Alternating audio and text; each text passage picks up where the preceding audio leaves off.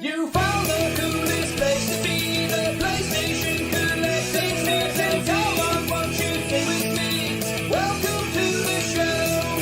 Gather around the boys and girls, collectors from around the world. Let's show the people what they need to know. Welcome to the show. Gonna talk to guests, only got the best. Gonna put their knowledge to the test. Gonna laugh and eat, gonna live the dream. Gonna show you things you've never seen. Gonna sing the song to the break of dawn. Gonna rock this party all night long. So come on everybody, let me see you dance. Get yourself ready, you got one more chance. You found the coolest place to be, the PlayStation collecting citizen. Come on, won't you stay with me? Welcome to the show. Gather around the boys and girls, collectors from around the world. Let's show the people what they need to know. Welcome to the show. Welcome to the show. Welcome to the show. Welcome to the show. Hey. Hey. We did it. We did it. We're mostly almost on time. No, we're not. We're wicked fucking late. Sorry about that, as always. Welcome to the PlayStation Collectors Podcast. Oh, I swore in the first minute. Like I asked the guest not to do it, and then I did it. I'm the worst. Try it again. Yeah, all right. We'll see you guys later. Episode 25 coming in 10 minutes. My name's Joe Red, and joining us this week is Figsy. How you doing, buddy? Hey. What's up, everyone? And Mr. Radical Reggie, how you doing, friend? Good, man. Glad to be here. Hell yeah. And our special guest this evening is the one, the only, Mr. Tiger Chainsaw. How you doing, friend? What's up, everyone? Glad to What's have up, you on man? the show. Thanks for coming on, man. Absolutely. Thanks for having me. So, yeah, the PlayStation turned 30 years old, gentlemen. We're all old, officially. We're all grandpas. We're going to be talking about the good old days today.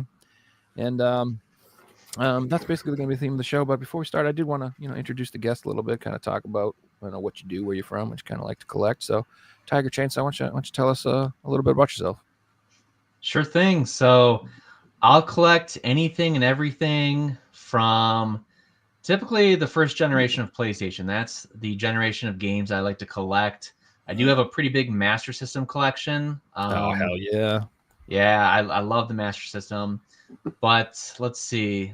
I'll play anything too. I like JRPGs. I like action games, first-person shooters. The only thing I don't really mess with is puzzle games, but I don't think I have the patience for that. But We have an episode next Thursday about puzzle games. So tune in. definitely, I like I'll puzzle check out the games. good ones. Heck yeah, But, JRPG is coming on for that one. It's gonna be awesome. Yeah, Funny. so I've been playing games almost all my life. Turned it into a passion and a hobby with my YouTube channel, and I'm just excited to talk about PlayStation because if you guys ask me where I was with each console that was released, I can tell you like that peak moment of my life of like, yep, I got the PS1 during this, I got the PS2 during this, and the brand is just so iconic for me. So I'm super stoked to be on this, and thank you guys for inviting me. Yeah, of course. Hell Right yeah. on. Good to have you, man. So did you grow up with the Master System instead of the Nintendo? Were you Yes. like a Sega So household? I was not the cool kid. So people would come to my house. They're like, what is this? And I was like, this is the Master System. This is Sega's version of the NES. And I had that until 4th grade when I finally got a PS1. So it was a long time for me. No Genesis? You just went No from Genesis, no other consoles. It was the Master System. I did get a Game Boy Pocket, so that's kind of what I got around with. But really, the PS1 is kind of what got my obsession going. I grew up with the Master System and the Genesis. We were like a Sega household too. Not to knock Nintendo, love it to death. I wish to God I had that more.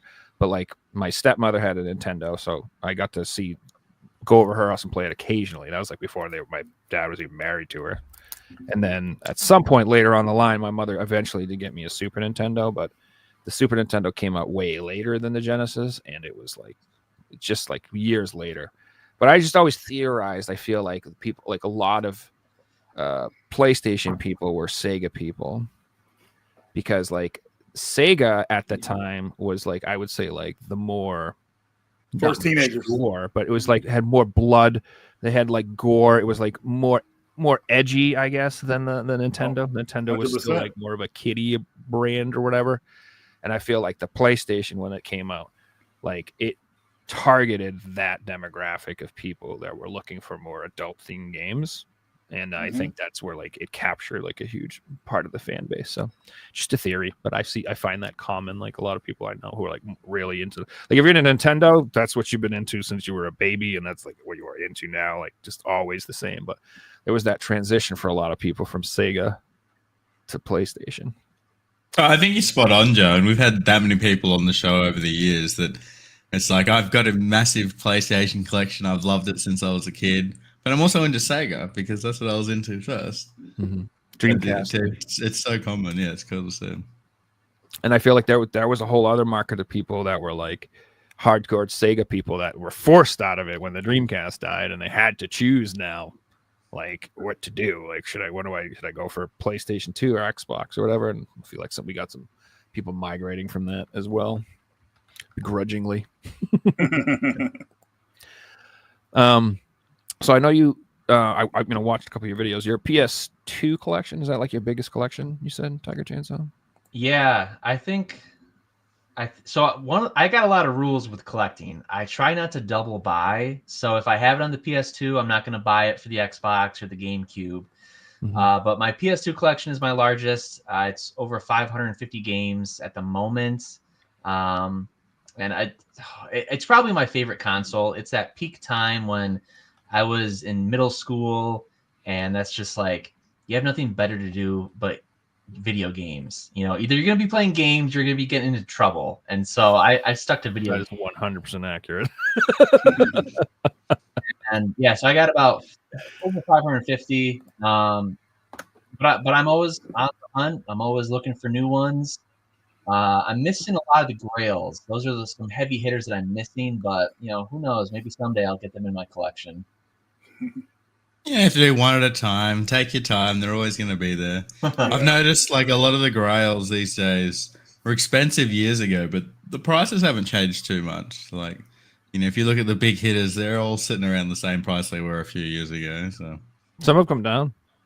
Yeah, some of them have been a case of everyone had to go and buy them, and then people need money and stuff, so they're all trying to sell them at the same time, and suddenly the prices have dropped. Like, I know you guys are North American collectors. I'm a power collector, and Ruler Rose over here was a $3,000 game just over 18 months ago, and now you can get it for $300. Wow. Yeah, what's crazy is that game, I'm not trying to rag it or nothing like that. Like, graphically it looks great. The story is great, but the game is really tough because it's unpolished. So, it's like a lot of people probably not even going through it. I went through it when I first got it. I beat the game, still got the save and everything like that. But it's kind of crazy to think that game was so expensive and it's almost unplayable at some points. That's part of the reason why it became expensive, though, because it was unplayable. Got pulled from shelves, different things like that. So it all contributes to the prices. And just because the game's expensive doesn't mean it's good at the end of the day. Is it unplayable because of the controls or the camera? Like, what kind of sucks about that game? The hit detection, the detection of hitting enemies, bosses, stuff like that. If they had fixed that, the game, it's good. I'm not going to try to rag on it. It's good, but you're going to notice those hiccups in the game. You're like, wow, how many times I have to hit this guy? Like, I'm out of this, situations like that, unpolished. But if you get through the game has an excellent story. I would recommend people, if you have a Game Shark, play the game with the gun, and then it'll be more manageable. You'll enjoy it more. But yeah, I guess I'm being a little bit too hard on it. I was just kind of upset that it could have used a little bit more polish, and then it would have been perfect. So when it comes to the heavy hitters, so to speak, I always tell people, like, game collecting should always be fun, and you should never feel obligated to do something you don't want to do or spend more money than you don't want to. So, like, if that game really means something to you and you want to have it, then maybe it's worth it to save up the money and get it. But if it's just like collector flexing, I'm just going to be honest with you. After doing this for a long time, guys, nobody cares. Nobody cares. Nobody cares what you have. Like, if you have some, like, the stuff that's actually impressive, believe it or not, it's the weird shit. It's the stuff when people are like, this was the guy that made Mario's voice. I have his keychain to his Mario golf cart that he used to drive on the key. The weird stuff is the stuff that is impressive after a while, because you're just like, what is that? All the really rare stuff, like rare and expensive are two different categories for me. Like, you can find a really rare game that's $10, but it's rare because there's been one sale in 5 years. That's the impressive stuff. Mm-hmm. Yeah, for me, especially, and maybe that's because it's just a diminishing returns type situation where, like, over 1,000 times of seeing a game, you're like, oh yeah, but like when you see something you've never seen before, or something that has a really cool story that's interesting, like, to me, that's the stuff I find fascinating anyway. So I don't know, collector flexing is cool, but whatever. You've got to want these things too. Like, I was watching a copy of Haunting Grounds the other day. It was the cheapest I've ever seen it. It was sealed. I'm like, I'm going to buy this game. And then I really sat down and thought about it. And I don't want this game. Like, I only want it because it's, a flex, blah, blah, blah. So I took it off my watch list, deleted it. I went and bought some stuff I actually wanted that was cheap. Yep. And then, but that game I would love. The Haunting Ground you're talking about? Yeah. Yeah. So that's fair. And then for me, I would actually probably want that game someday. Out of all of the out of the big expensive PS2 ones, I think that's the one I think I'd want the most, because it's, first of all, it's not that expensive. Like, I've seen it like $300 to $400, I think, something like that. That's not too bad. But like Kuon, and is in Rural Rolls, I've seen way more. So yeah. And Hunting Ground is the better of those three games. It's a really good game. Like, I think it's more of a Clock Tower successor in a way. I think it was going to be called Clock Tower 4, but that hasn't been proven. But the game doesn't even load. It loads in the beginning, and then it streams the rest of the game off the disc. So there's no load times. Like, it's really that's cool. A fun game. And then the stalkers are like randomly looking for you, and then like there's timed events, and they're actually in the castle, actually walking around too. So it's kind of creepy. You can't just stand around that game, or somebody will come after you, which is like pretty terrifying. I was just gonna say, it always kind of seems like the Grails are horror themed, so I'm just trying to find like the connection of being super expensive and being a horror game. I don't know if it's low print, but you don't really see that with other genres of the PS2. They didn't sell well, and that's the thing with a lot of these horror games. They did not sell well. I felt like the PS1 era, kind of. I don't want to say it was the pinnacle of horror games, but after that era, it just seems like a lot of the games outside of the Resident Evil or Silent Hill weren't really like known, and it's really sad, because I remember back in the day I used to tell people about these games. Oh, you got to get this game, but nobody cared, and nobody cared until the games got expensive, and then like, hey, I'm trying to get this game now. It's like, it's crazy how it works. But yeah, seeing how the print runs went for Hunting Ground, because it sold even worse than Clock Tower 3. Which didn't sell well either, and that's a good game as well. So the demand dried up back then, and then once they were gone, I think that game only had maybe 2 print runs, and that was it. And and once they were gone, that was it. And a lot of people just kept their copies, or now you're seeing on eBay. But the PS2 era just seemed like the strong era for survival horror games. Those horror games, they don't make games like that anymore. That's why those games are so cherished. It's kind of sad too, because Hunting Ground actually got put on the PSN network in Japan, and it was supposed to come out on the PSN for PS3 in America, but they canceled it for some weird reason. I'm like, what the hell? Why? Like, this, you need people playing these games so the demand will get back up. You could probably make a sequel, a remake, but they don't want to put in the work, man. It's crazy. Like, they're scared of like bringing it back, these old IPs, or just introducing people to them again. Even with Dino Crisis right now, dude, like, people are asking for Dino Crisis, man. Get to work. Quit messing around. People want it, which you guys are too. Yeah. Nobody at Capcom wants to work on it. So it's like, oh gosh, okay, now it's going to be a dead IP maybe. But it's good that it's on the PSN now, where you can buy it so people can play it again. But yeah, you got to bring back these old IPs, man, or make something new, because those are great games. And a concept you touched on, Reggie, where people don't want the games where they're cheap, but once they get expensive, they want them, is such an ironic thing. Yeah, because they want that flex. The Concord effect. Immediately, Concord came out. No one wanted that game. Everyone was like, "What a stupid thing!" Second, it was canceled and the copies were getting expensive. Yeah, I was like, really? God, You and they're can't all even play this flexing game. their pickups. No, Like, I'm look, I on the got side of the 4 copies fence. of To me, it's a Concord. I'm broken like, game. oh I don't my want that in my God. collection. You know. Everybody's Like- looking for that effect of where they got their stadium events that got canceled or whatever like that. They want that rare game in their collection so they could like have that money or whatever like that. Those days are over. I don't know if we'll ever get Yeah. anything like that again because everybody's Going looking for into something like video that. game collecting as an investment isn't a wise mindset. Like these Gotta things ride might those all waves. drop overnight, and guess what? I don't care. I'm just still gonna keep them all. It is what it is. Yeah. Yeah, I was watching Resell Robin. Have you guys ever heard of him? He's got a YouTube channel, does a lot of pickups, rare gems and stuff. He's a nice channel. I like his stuff. And like his comment sections were people like arguing like, you should collect the Switch because it's worth more money, and the PlayStation's not going to be worth as much money, and all this other. And I was just like, who is collecting with this mindset? Like, I'm not even like, for me, it's nice that my games are worth a lot of money, but if you were like, I'll pay double what they're worth, I'd be like, no, go away. You can't have them. I collected these because I wanted to have them. It wasn't. I will like add I something didn't to do it, this to flip that, them or to Joe. make money, or I just that's not the point for me. And I'd rather have them on PlayStation because you can say what you want, but the Switch sucks. It doesn't play games good. So you can tell me your copy is worth more money, but like mine plays well. Yeah. So You want that's the why I buy experience. that copy. Yeah. So I'll add that what I like to do is always go after games at that bottom price. So if a game is going up, I will try and get it in my collection earlier rather than later because I don't want to have to pay more down the track. But these are games that I'm usually after in the first case. Like this week alone, Square Enix removed Triangle Strategy from the PS or from the stores of all their platforms. And they announced that it's an indefinite date of when it's coming back in. So I went and got a copy right away because copies might go up. They might not, but I wanted that in my collection. So I'm willing to take that risk now rather than wait later on, different things like that. Right.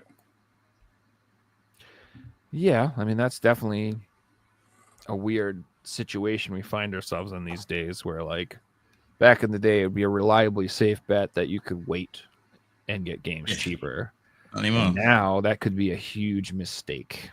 You could just, like the last thing that happened was that the stupid Star Wars PSVR 2 game, the Tales from the Galaxy Edge.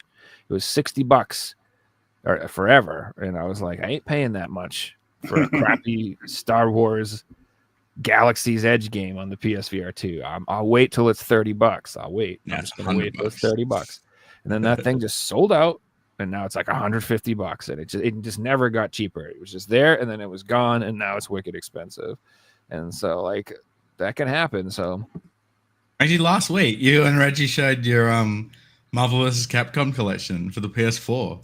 And I'm like, I kind of want that game. And someone in the comments said it was sold out in Australia. So I had a look online. It is sold out. There's not even one copy on eBay. But I found one copy in New Zealand. So I've ordered it, and it's on the way. Nice. That's just a great compilation of games, man. Because like we talked about why it's going to be so valuable because we never had all those games in a collection like that before. And we've seen Capcom lose the rights to. Sorry about my camera getting blurry. But we've seen Capcom lose the rights to Marvel before, and how long it's taken for them to get them back. So while it's hot, we want to make sure we get that copy of those games. So I'm glad you picked one up, Figsy. Oh, I actually don't own a physical disc copy of Marvel vs. Capcom 2. My copy is the PS3 download version. So it's my first copy of Marvel vs. Oh, it's your first one, 2, okay. I haven't got it on PS2. It's an expensive game. So that's the main reason I went and bought it. I didn't realize it was on there. Yeah.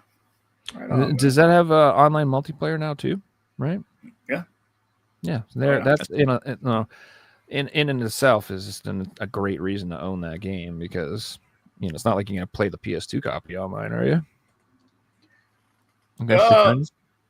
The PS, what'd you say? The PS2 copy? Yeah, no, you can't play online against people. No, they came out. It didn't come with any online, and it was a messed up version of the game. Like the Xbox and PS2 versions are the worst versions of the game out there, at least that are physical. So now the one that he has on the PSN is pretty good, but obviously they got delisted. So this version is our arcade perfect versions of the games. So with extras, so it's really nice, like arcade perfect. It's what everybody wanted. So yeah. So I know we're going to talk about PlayStation, but there was one announcement today I am a little excited about. I wanted to talk about. Did you see Evercade's little teaser they did for their partnership with SNK? I did not. Yeah. So I don't know exactly what it is because they didn't really say much.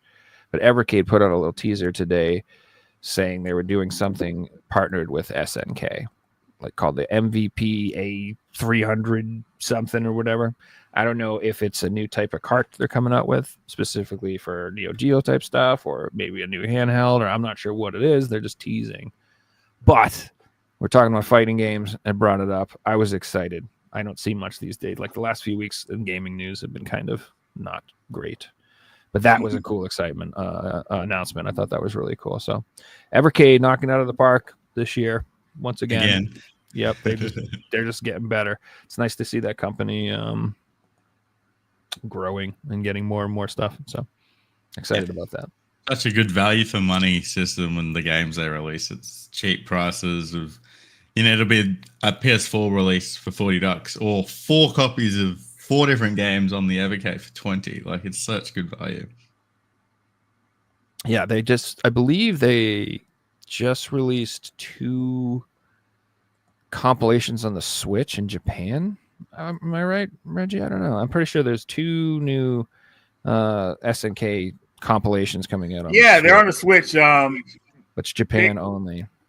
I forgot what they call it, but they were available digital on PSN as well. They're like ADK games or something I can't remember. But anyways, they grabbed those games, put them on physical, and there's 2 volumes out in Japan right now. Obviously, our Play Asia, you can get them.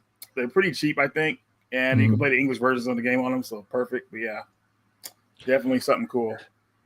So yeah, maybe that's just a push in general for them to get someone more. Maybe these companies are seeing what Capcom is doing and being like, "Man, we're leaving money on the table. Maybe we should do this as well." Which I was shocked that this is a brand new thing, because during the PS2 era, we got so many compilations like this of these companies putting out these here's 30 of our classic games, here's 20, here's 30. It was nuts. And then I feel like that really dried up during the PS3, PS4 era, and we got a few of them, but not many at all. Yeah, we got the Sega one, and we got a couple here and there, Atari ones. But a lot of Japanese companies, when it comes to these compilations, they don't I feel like they won't do them unless they see there's strong demand for it. You know what I mean? It's kind of weird, and there is strong demand, but they'll put the weakest compilation out first, and then if it doesn't sell well, they'll get upset. Well, nobody wants this stuff, so look what happened with this. Look at Taito Milestone Collection for Switch. Yeah, dude, are you guys serious? Come on, you got to hook people. You got to put more games. If you're gonna put those games on there, put some good games on there as well. The new one is good. Part 3 is good. I actually got that one. That should have been 1. That should have been 1, exactly. So they put their weakest stuff out first, and then they'll try to get people hooked on that, and then they'll start bringing out the good stuff. It doesn't work like that. You got to bring out the good stuff, and then you can hook people onto, kind of gradually put that other stuff on there as well. So I think they've learned kind of past that, hopefully. I don't know. We'll see in the future, but I think that's been a lot of problems why we didn't get a lot of collections on the other systems, earlier systems before just now. It's sad. I ordered Title Milestones 2 from Strictly Limited, and it had with the special sleeve that holds Title Milestones 1 and 2, and I still have not even gotten that, and 3 is already out.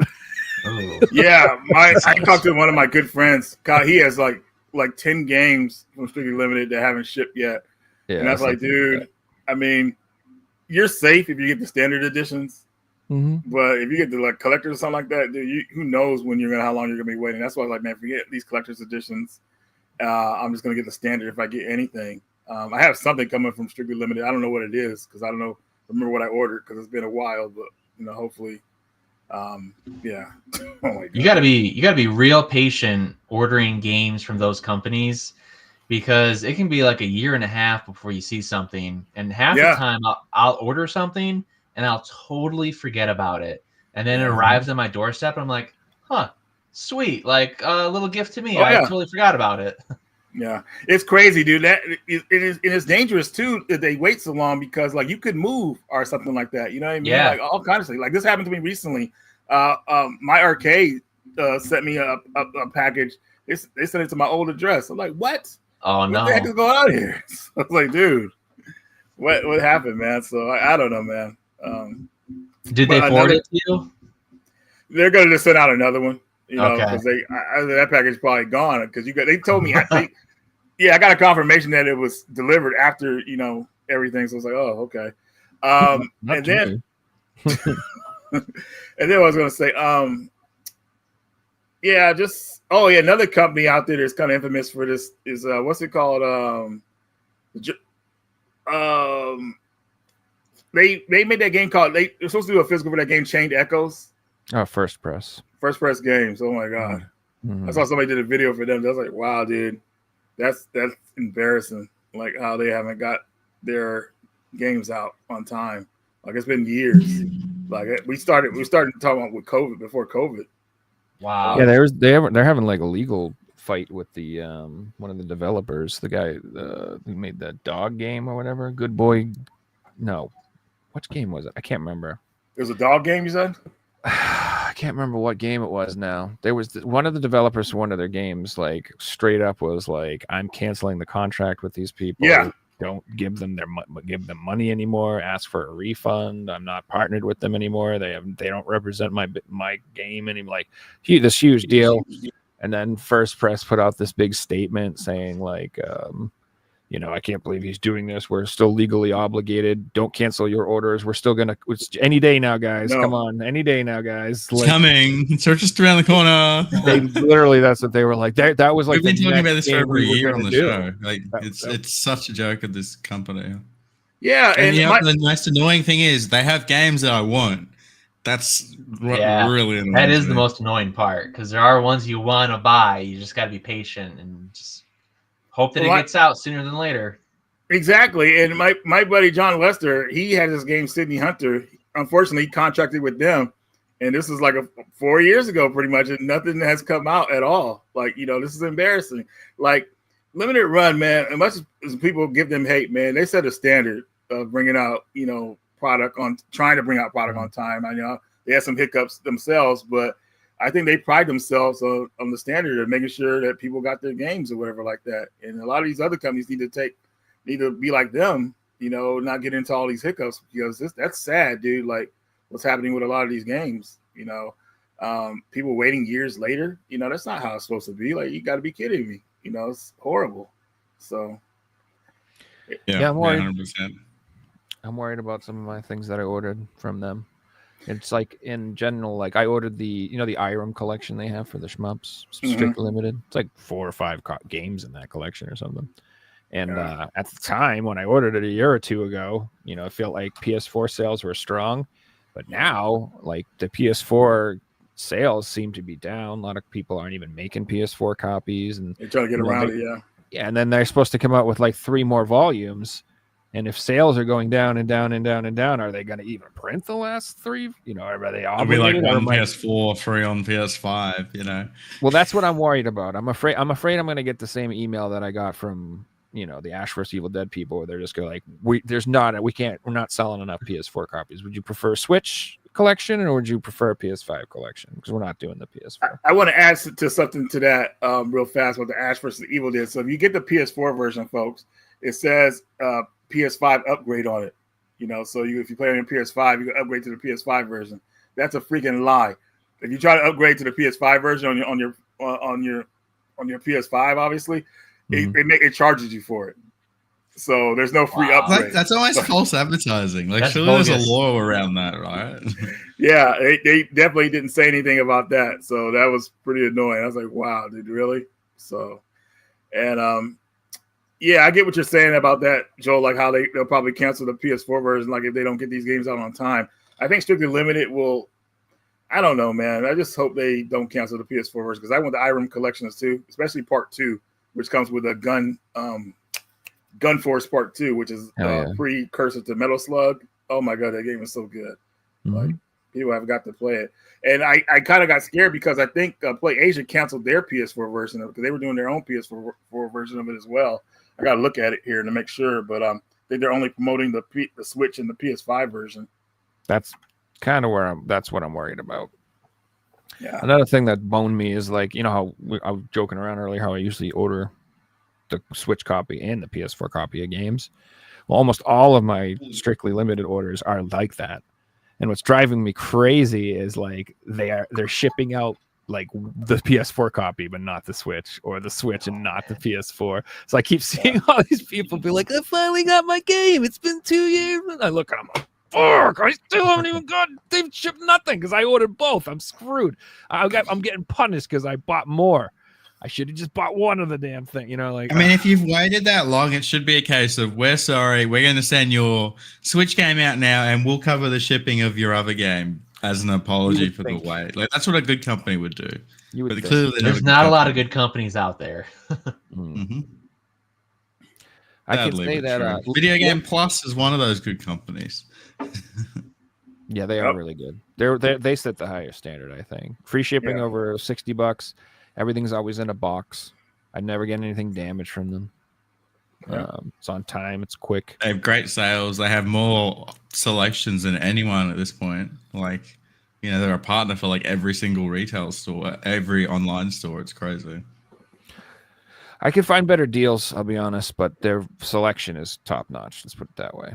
Like, I can find some of their games cheaper just because they're in Canada, and I think that's just gonna, with shipping and whatever, their costs are gonna be a little bit more. But they also do what I really like too is like they'll just randomly be like, we have sealed brand new 3DS games.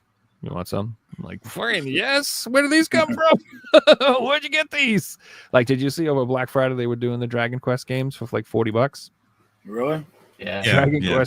Dragon Quest 7 and wait, was it 8 and 9? No, 7 and 8, I think. Yeah, the remakes for 3DS. Those are the real. They were selling them brand new, sealed for like $45. I had a question about Video Game Plus that there are in Canada. Do you know if they use the Canada Post Office? Because they're on strike right now. Like, there's no mail in and out of Canada. Pretty sure they use. I'm wondering what's going on in Video Game Plus orders. Something like that. Pretty sure they use like beavers and moose. Or dog sled teams. I think they have dog sled mail teams, I'm assuming. I was just curious if they use couriers or not. No, you know more about other countries than we do. You know, I don't know anything. Watch this guy play GeoGuessr. He like knows more about the town I live in than me. He'll be like, "Oh, that's right. You're right down the street from James." I'm like, "How'd you know that?" It's amazing. Yeah, it's like, I'm getting 2 blocks to the post office. I'm like, no, it's 1.5. That's funny. So 30 years, guys. The PlayStation. Why don't we talk about just like what drew you to the first? Let's go around. What was your first?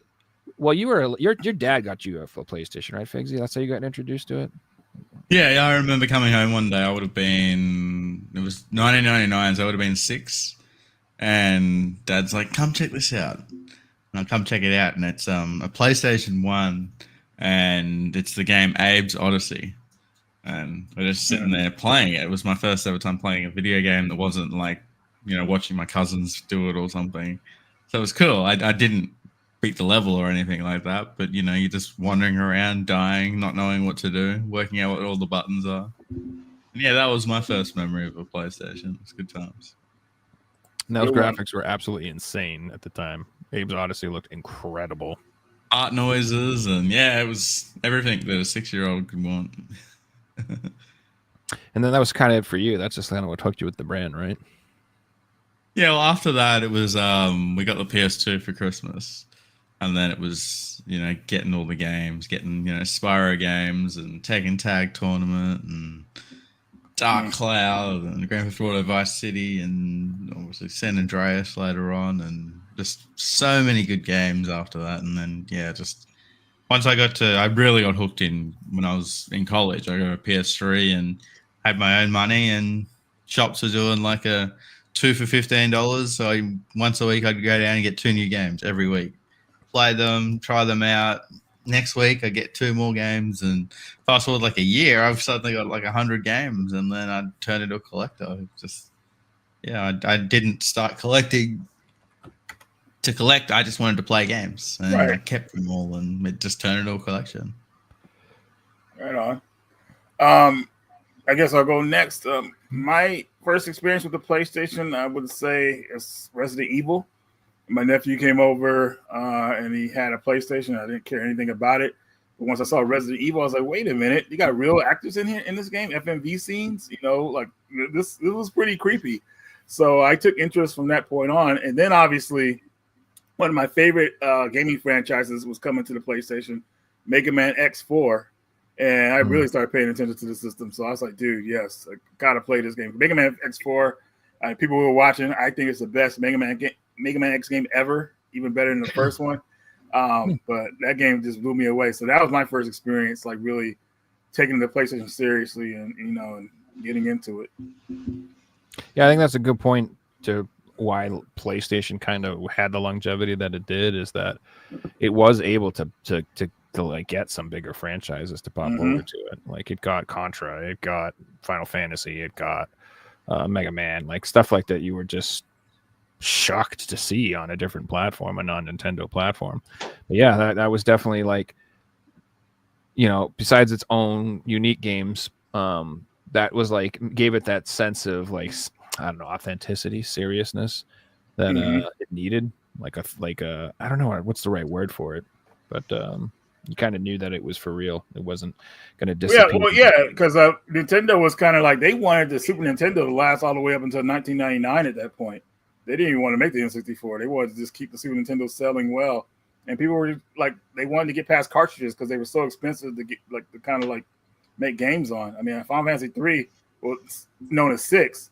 It probably took a lot of like development to make that everything work on that cartridge properly. It was an expensive game. So companies were looking at something to probably, test stuff out on. And luckily, in PlayStation's favor, the CD, being able to put as much stuff on the CD as they were able to kind of bring people to these newer games with not crazy load times. Load times weren't that bad on the PS1 compared to other disc systems. Like, I think the Panasonic, not the Panasonic, but the other, the video, Philips, man, oh my gosh, horrible load times, like unbelievable. But the PlayStation was doable. And they had the cool load time screens on some games. So, yeah. Yeah, that made it worth it, because it's not a loading screen if it's got colors on the screen and things are moving. If it's just a black screen, it feels like it's going forever, Yeah. Sometimes you don't even know if it's loading at all, which is scary for some games. Yeah, exactly. You're like, is it loading or is it just frozen? Yeah. And then sometimes it turns on, other times it just doesn't. That is the worst. Then you're like sitting there like 5-10 minutes and you're like, okay, yeah, no, it's definitely froze. Yeah, it's definitely awkward because, like you said, you're just like, I don't want to lose my save data. Like, I'm not just resetting this puppy for no reason, So, what about you, Tiger? So, as we were kind of talking earlier in the show, I grew up with the Master System, but I had a couple friends who had a PS1, and I'd go over to their house, and I remember playing Tekken, Driver, and Medal of Honor. And I loved those games. And I would not shut up to my parents about how I needed a PS1. I just would talk about it nonstop. And so Christmas of 99, my parents got a divorce, but they're like, we're getting divorced, but here's a PS1. And I was like, all right, I'll take this deal. It's going to be good. And so I want a couple memory cards and we'll call it a day. That's right. And I remember I got Rampage and I got NFL Extreme 2 for Christmas. I loved sports games back then, and it was just like perfect for me. And, after that, I just was hooked. Kind of like what Figsy was saying with he'd get a couple games every other week. Right. My dad and I had this routine because I ended up living with him where we would go to Pizza Hut every Friday, and then we would go to like Walmart or like a local video game store, and he'd let me pick out like a $15 PS1 game. And so it was like that reoccurring, like, all right, what game am I going to get this month? And it just, it hooked me. Like, it was so different from the Master System as far as graphics go. like you guys were talking about earlier, it was more mature than the other systems, and I finally felt part of like my friend group where I could fit in and be like, oh yeah, like I played that game too on the PS1, and it was just so eye-opening for me. And man, that was the time of my life getting the PS1. I loved it. That's awesome to hear, man. It really Yeah. is, dude. So- Real quick question though for you. You played Driver. Were you able to get out of the garage? Dude, yes. So Dude, Most so many notorious people are like, oh, I have tutorial in all of PTSD from that. And I'm like, dude, I know. I was 8 and I was able to beat it. It's not that hard, guys. Like, just get through it, and then you get to experience an amazing game. Like, Yeah. Driver is like a masterpiece to me. It is With a good one. the It is. the voicemail messages that you can get. Like, you get Yeah. wrong callers, and like the physics of the car Yep. damage. Like, man, dude, I could talk about Driver all day. I love that game. You got to see the commercial for it for back in the day. The commercial was actually really cool too. Like PlayStation had some of the best commercial and advertisement for their games back in the day, dude. Driver was one of my favorites, man, because it gets you pumped up to play the game. Like, Dude, oh my gosh. I had the series writer on my channel, Maurice Suckling, talk about Driver, and he told me that Walmart forced them to change the plot of Driver just to sell it on the shelves. So he said that originally Driver was like bad guys, and they had to force it where he was an undercover cop to pretend that he was a good guy, just so Walmart would sell it, because they're like, we don't want you playing as bad guys. Oh, so Just Tanner out was of supposed to pity, be they evil made the first. tutorial really hard. Yeah. That's the story. I think that's a good point that you did beat it. And I just wanted to bring up, like, when people are kids and they only have a few games, the determination to like keep playing the same game is so strong. Like, as an adult, if I get stuck on something, I'm like, nah, I can't do it anymore. But like, when you've only got a few games, you're gonna beat those games, and you're gonna find a way to do those things. I think Driver, if I remember the last mission in that game, was it where you had to like drive the president? Yep. It was, yeah, that mission was insane, man. It's so everybody's trying to like just run it. It was the most tense level in that game. Obviously, it's the last level, but man, I remember how like it gave me anxiety, dude. Like trying to beat that level. Like it was the difficulty insane. curve is insane for that, because you can breeze through the entire game fairly easily, and that final mission with rescuing the president is so unfair. Like, I must have replayed that 100 times.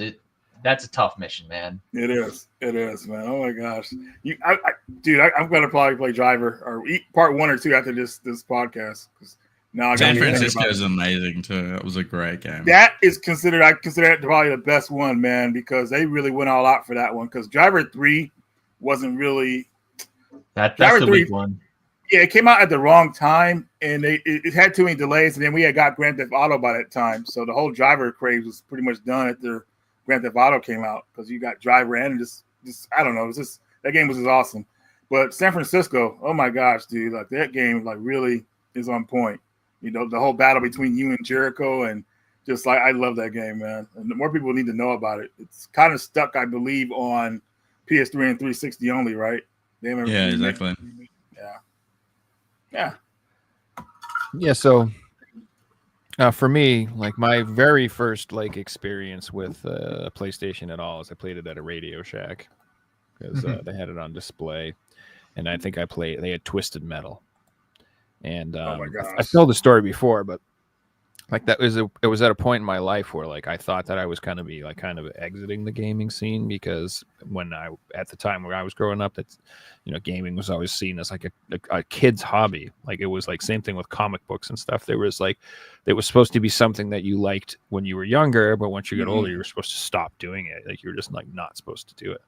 And so I was like, I kind of could see that happening, because after a while, I'm like, all right, well, I don't want to play Kirby or Mario my whole life. That's the thought process I had. I'm like, this is kind of childish. At some point, I feel like I should, you know, move on to something else. And then I don't know. I started playing PlayStation, and I saw Twisted Metal, and I was like, this ain't childish at all. This is badass. This is insane. I'm a guy on a motorcycle with a skull head, flinging skull bombs at people. And what is going? I don't know. It was just. I loved it, and then we still didn't get one at first because they were pretty expensive, and we weren't, you know, rich by any means, and we had a Sega CD at the time, and we had tons of games and stuff. It was not like we were lacking. But then what finally pushed us over the edge as a family was when Final Fantasy VII came out. It was like we had no choice. We were like, "Had you seen this game? Oh my god!" And we all had played. We were a huge role playing game family, like Phantasy Star, Final Fantasy, Dragon Warrior. We played everything, Might and Magic, Ultima, everything. We played it all growing up. Like we could not get enough JRPGs in my house because that was like the biggest bang for your buck. Especially. I had a big family, lots of brothers and sisters. We all went time with it, so like it was just we love JRPGs. So when the Final Fantasy VII came out, it was like I said, it was like we had no choice. We all had. We were like, okay, if we had to sell every game we own, we're getting this thing. And then from that point, it was a similar situation to what like Figsy was with the PS3. Like that was a point in my life where I had started like working and making my own money and stuff. And so the PS1 was my first system where I was just going out and buying games myself. I didn't have to ask my dad and I have to ask my mom. I could just go out and get games. And like that just started the whole obsession where like I've tried to explain to people like I get this weird specific joy about PlayStation 1 games that I do not get from any other system. I don't know how to explain it, but like that game case and that artwork and those manuals and reading I don't know what it is, but those games, like they hit me in the feels in a way that like nothing else does, because I used to be so excited to get these games. Like I was getting PlayStation magazines at the time, which I've shown. The demo disc. And I'm like, yes. And I'm like reading about them. So it's not even like I'm like, did you see this Dino Crisis game that's coming out? Oh my god, it's Resident Evil with dinosaurs. Like I'm freaking out like months ahead of time. So like I don't know. It was just I was so hyped for games at that time. Yeah, man. Good. They were so creative back then. They had the opportunity to be creative. Games weren't that expensive to make during that time, so the creativity was open. So you were seeing a lot of like really like innovative games on the PlayStation 1 system, and even to the PS2, I would say as well.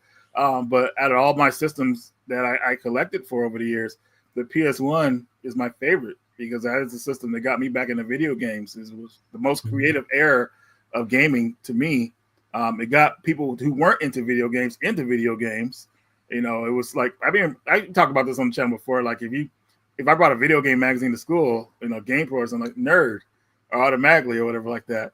But when the PlayStation came out, that wasn't the case anymore. People were like all into that system, and you were seeing like people like on MTV talking about the PlayStation, and just like everybody was really into it. The PlayStation was a really strong time for the video game, like letting people know that video games are serious. They're not just for kids, they're for everybody.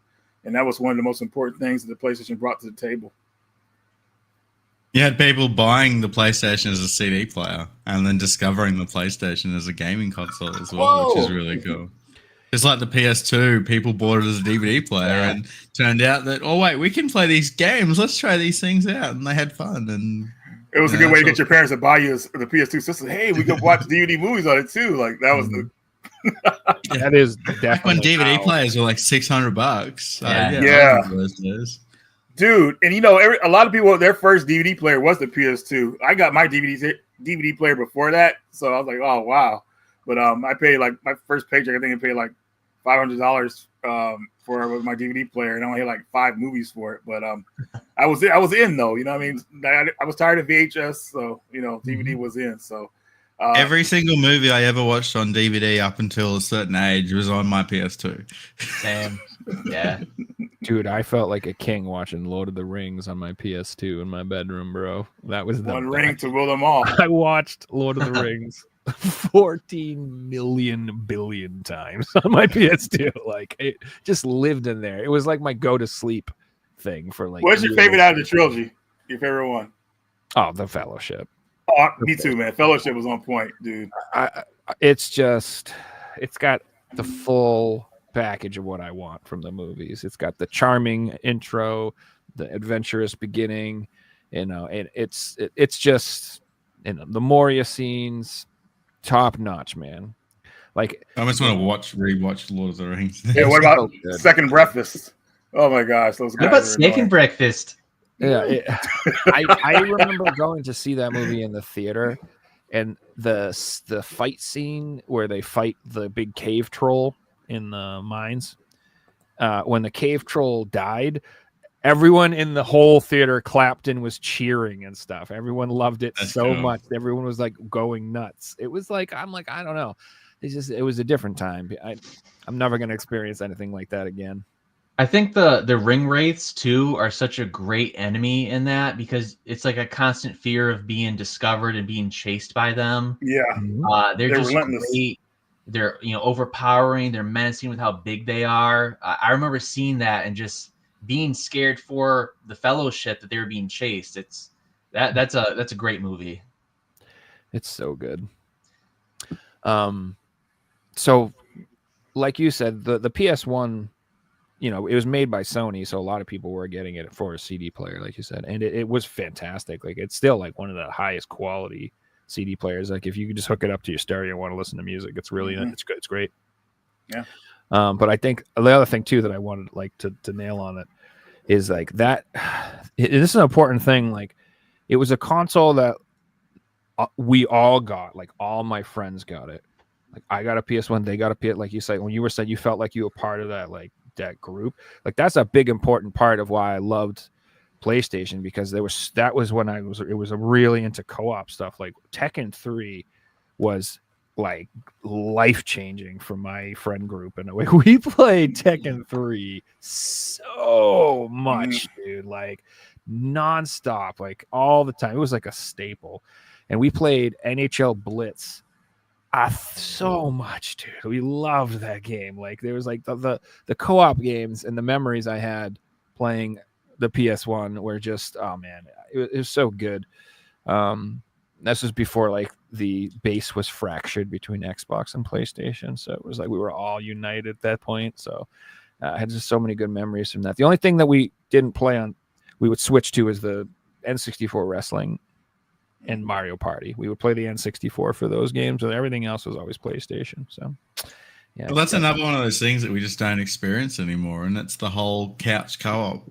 Yeah. When I think of the PS1 and the PS2, my memories of playing with my brother and my dad and my friends and sitting down with multiple controllers and the screen split in half, and we're competing against each other as hard as we can. And majority of games were like that. And if it wasn't, we could take in turns playing it. But today, it's all a solo experience. You might play online with someone, but if you don't want to talk to these people, you just pull your headset off and you're in your own little world. So it's something that we just don't experience anymore.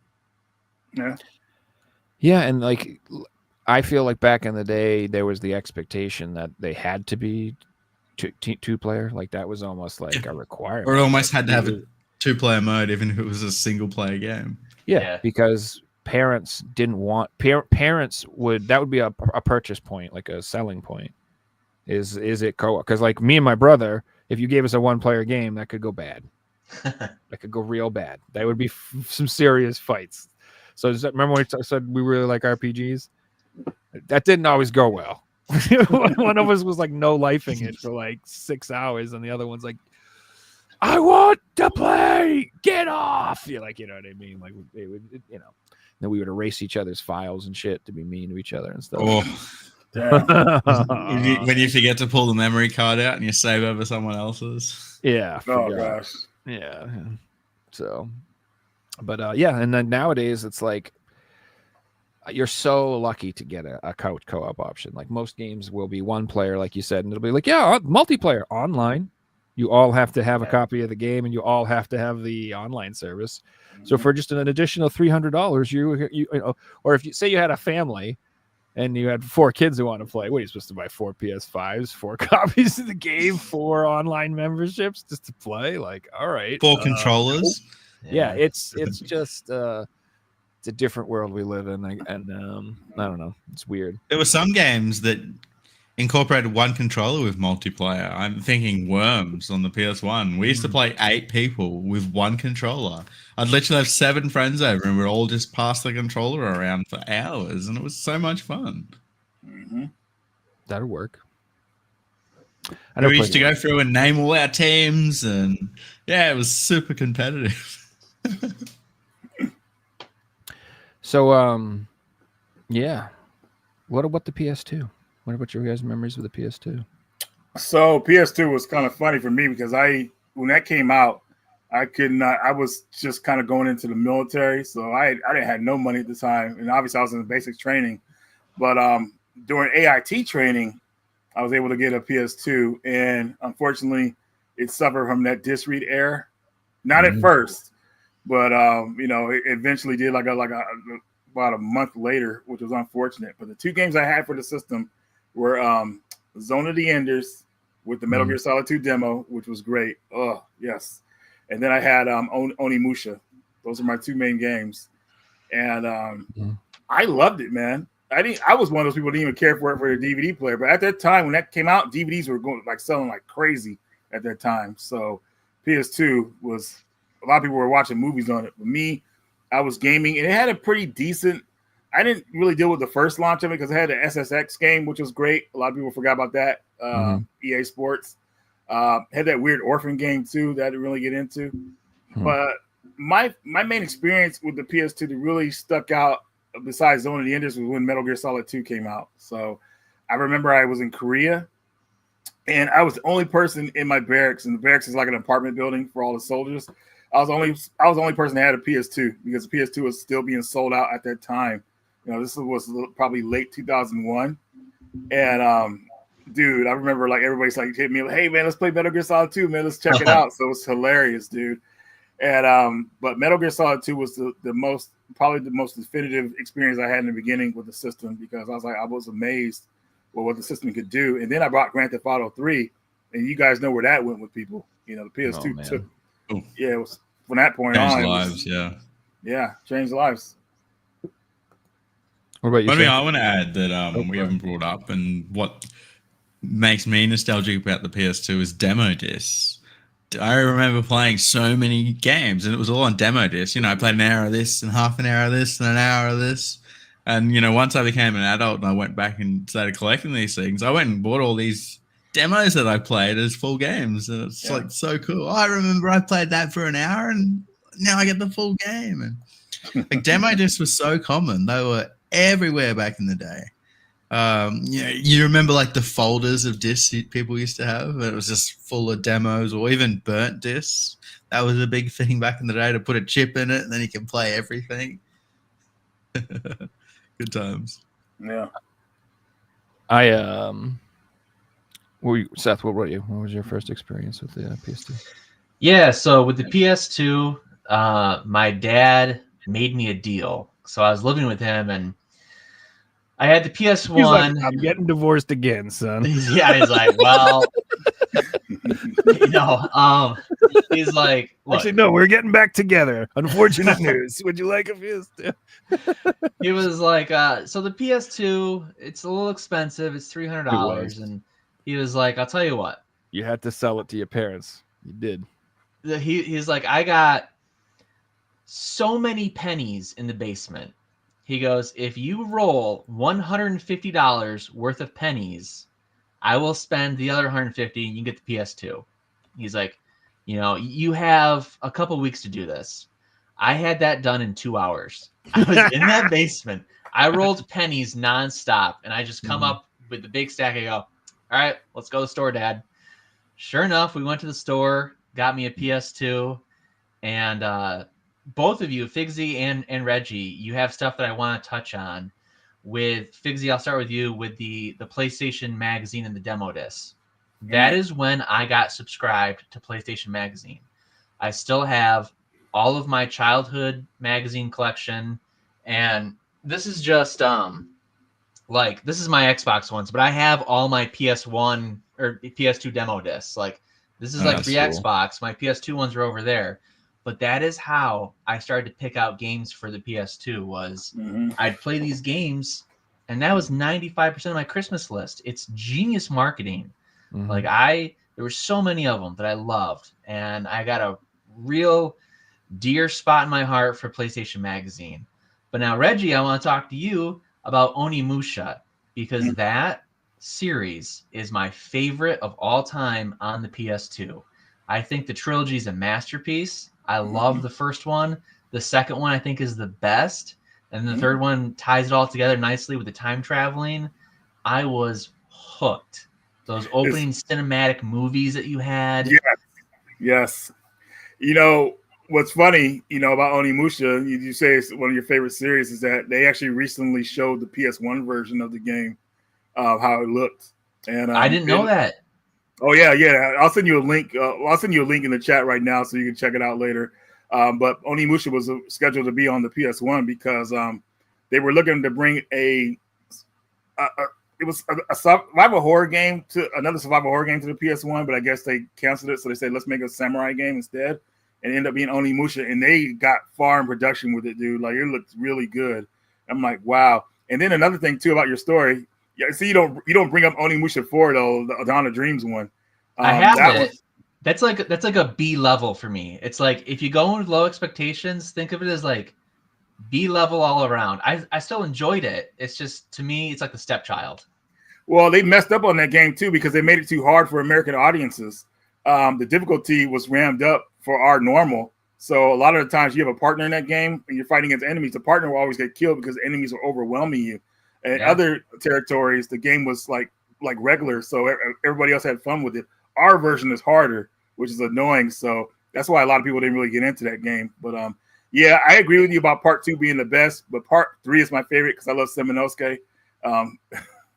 Yeah, it's great character. I love Samanosuke. I like him better than Jubei, but what I like about number 2 so much is Gogen Dantis, the sword master. Yeah, the greatest of all demons. Yes, he was a great enemy. If I was a villain, that would be me. He's like, he's super vain. He's like really like cracks self-inflicting jokes. Yep. And when you kill him, he's like, tell me I was the best ever. And I'm like, man, this guy is hilarious. Like, he was a great character. Capcom always, they'll bring great characters in, and it's kind of sad you'll lose them in that same game. You know what I mean? Like, I feel like there's a reason they could have made him stick around. But Gogen Dantis was a great character, man. And he was the character that pissed me off the most because he's actually really good. Like, when you fight him for real, like, he's a tough villain. Like, you got to know how to like counter and all that stuff. And then, like, the final game I want to touch on that I played a ton as is Metal Gear Solid 2. I remember shooting the bottles and seeing the bottles break, like, very accurately and realistically. And I was, like, blown away that this was possible. I was like, we're never going to get games that are more realistic than this. Like, this is the future. And, like, leaving nudie magazines on for the guards to find and having Scissors 69 yelled at you. I'm like, wow, this is so adult. Like, man, just a great time in my life. Yeah, it's funny when you throw those magazines down for the guards, they would get on all fours and like look at it like it's hilarious how they would react to them, dude. Like, let's go. That's such a clever little gimmick to put in a game, you know. Yeah.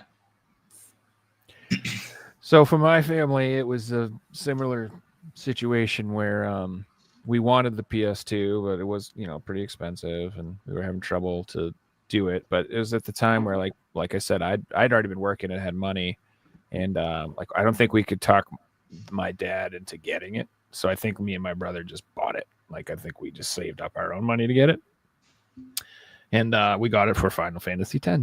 Big surprise, because we wanted the new Final Fantasy game. That's a very common theme. Like, dude, had to have it, man. Yeah.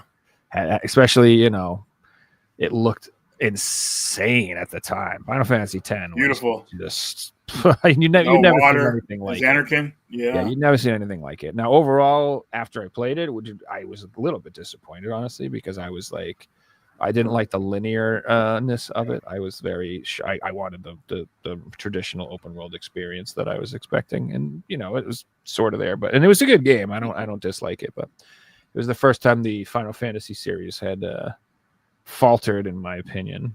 Like, I loved 7. Every game up until that point, I was like in love with. But 10, I was like, I don't know if I love this as much as the rest.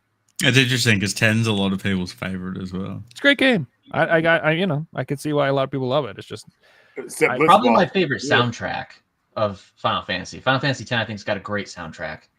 Sure. Yeah. I mean, it's got a lot going for it. It's just I'm one of those I'm grumpy when things change. I understand what I am. I'm not. If you change the way a game Well- works, it's the same way. If a band changes the singer or a band changes their drummer or something, I'm like, this is not the same. I don't like it, even if it's great, even if it's fantastic, even if it's really good, 10 out of 10. If it's just different, and I'm like, I don't know. How While did you you're feel on the about the topic of voice acting Final at that Fantasy, time? Joe, I was going to say, while you're on the topic of Final Fantasy, a game that I had as a kid was Kingdom Hearts. And I was a little kid who watched all these Disney movies and never played a Final Fantasy game. I fell in love with the characters. It was amazing. Played through it till the end, did all the collectibles, did the second one, 100% of that as well. Did like hundreds of hours building rocket ships and just doing absolutely everything. It was such an amazing experience. Well, Joe, I wanted to ask you too, because you said you didn't really care for change, and I felt the same way too. But how'd you feel about this? Is the first Final Fantasy that had voice acting in it? How'd you feel about that? We didn't have our imaginations to read the text anymore. So I actually, this is probably a really old school take, but I still prefer the silent protagonist, and I prefer text only games. But I have always liked to read. I read books voluntarily for fun. So I enjoy reading, and I enjoy making characters sound the way I want them to. And as soon as you introduce voice acting, I feel like it infantilizes a lot of the characters, and they always make them goofy and silly. And I actually don't like that. So when if I'm playing a game and I'm reading the text and the bad guy comes out, the bad guy sounds badass in my head. You know what I'm saying? He sounds evil as shit. He's scary. You know what I mean? But and then you might get a voice actor and he could put a goofy tone or have a weird accent or something like that and be totally ruin it for me. And so, I thought it was cool, but I prefer not having it still to this day. I prefer having the silent protagonist. I know that's I know a lot of people disagree with that take and they'd rather have voice acting, but that's just, I'm old school like that, I guess. Okay. But I obviously loved when, PlayStation 1 and 2 came out. We had the first time you had voice acting was amazing. I'm not going to lie. In games, it was insane. And CD sound and really good, orchestrated music. And it was really cool. But at the same time, you go back and you look at old retro games, and the text only ones with the chip tunes are pretty charming. So I could see people preferring both, I guess. So go ahead. Yeah, I wanted to ask. So you collected the PlayStation magazines over the years, and you kept all those demos and everything like that. Isn't it crazy how a lot of those demos have games that were unreleased on them in interviews and all those things? That's why they're collectible. A lot of people don't realize that those things are really cool to have, because there's just certain betas of games that were on those demo discs. Just the demo disc era was pretty amazing, and I'm glad that you're a collector of the demo disc, because I started recently collecting them again, and I really have an appreciation for them. And there's another guy that has a YouTube channel that actually puts a whole demo disc on there so you can see what's on it. Yes. Oh, that's cool. Yeah, I've seen that one. Yeah, that's cool. It really is, man. And the end of the demo disc era, which was the PS2, I'm still trying to collect a lot of stuff because I forgot what happened to my original demo disc. I recently just started collecting them back a couple years ago. But man, just so amazing. I remember back in the day when I didn't have certain games and wait for that PlayStation magazine to come out or the Underground to come out to give me something new. Me and my friends would play those demo discs for hours, so it was a pretty amazing time. My first experience with Silent Hill was a demo disc, and that demo disc lets you play 2 levels. It plays you play the beginning, and it lets you play the school, which is probably the most horrifying part of the game, besides Nowhere. But yeah, I just kind of wanted to bring that up. So I'm glad that you collect demo discs as well. Another thing about demo discs is they weren't just games; they were also half trailers. Which is super cool as well. There wasn't YouTube back in the day. Unless you've seen an ad on TV, you didn't get to see these new games. It was super cool to even just see the trailers. Yep.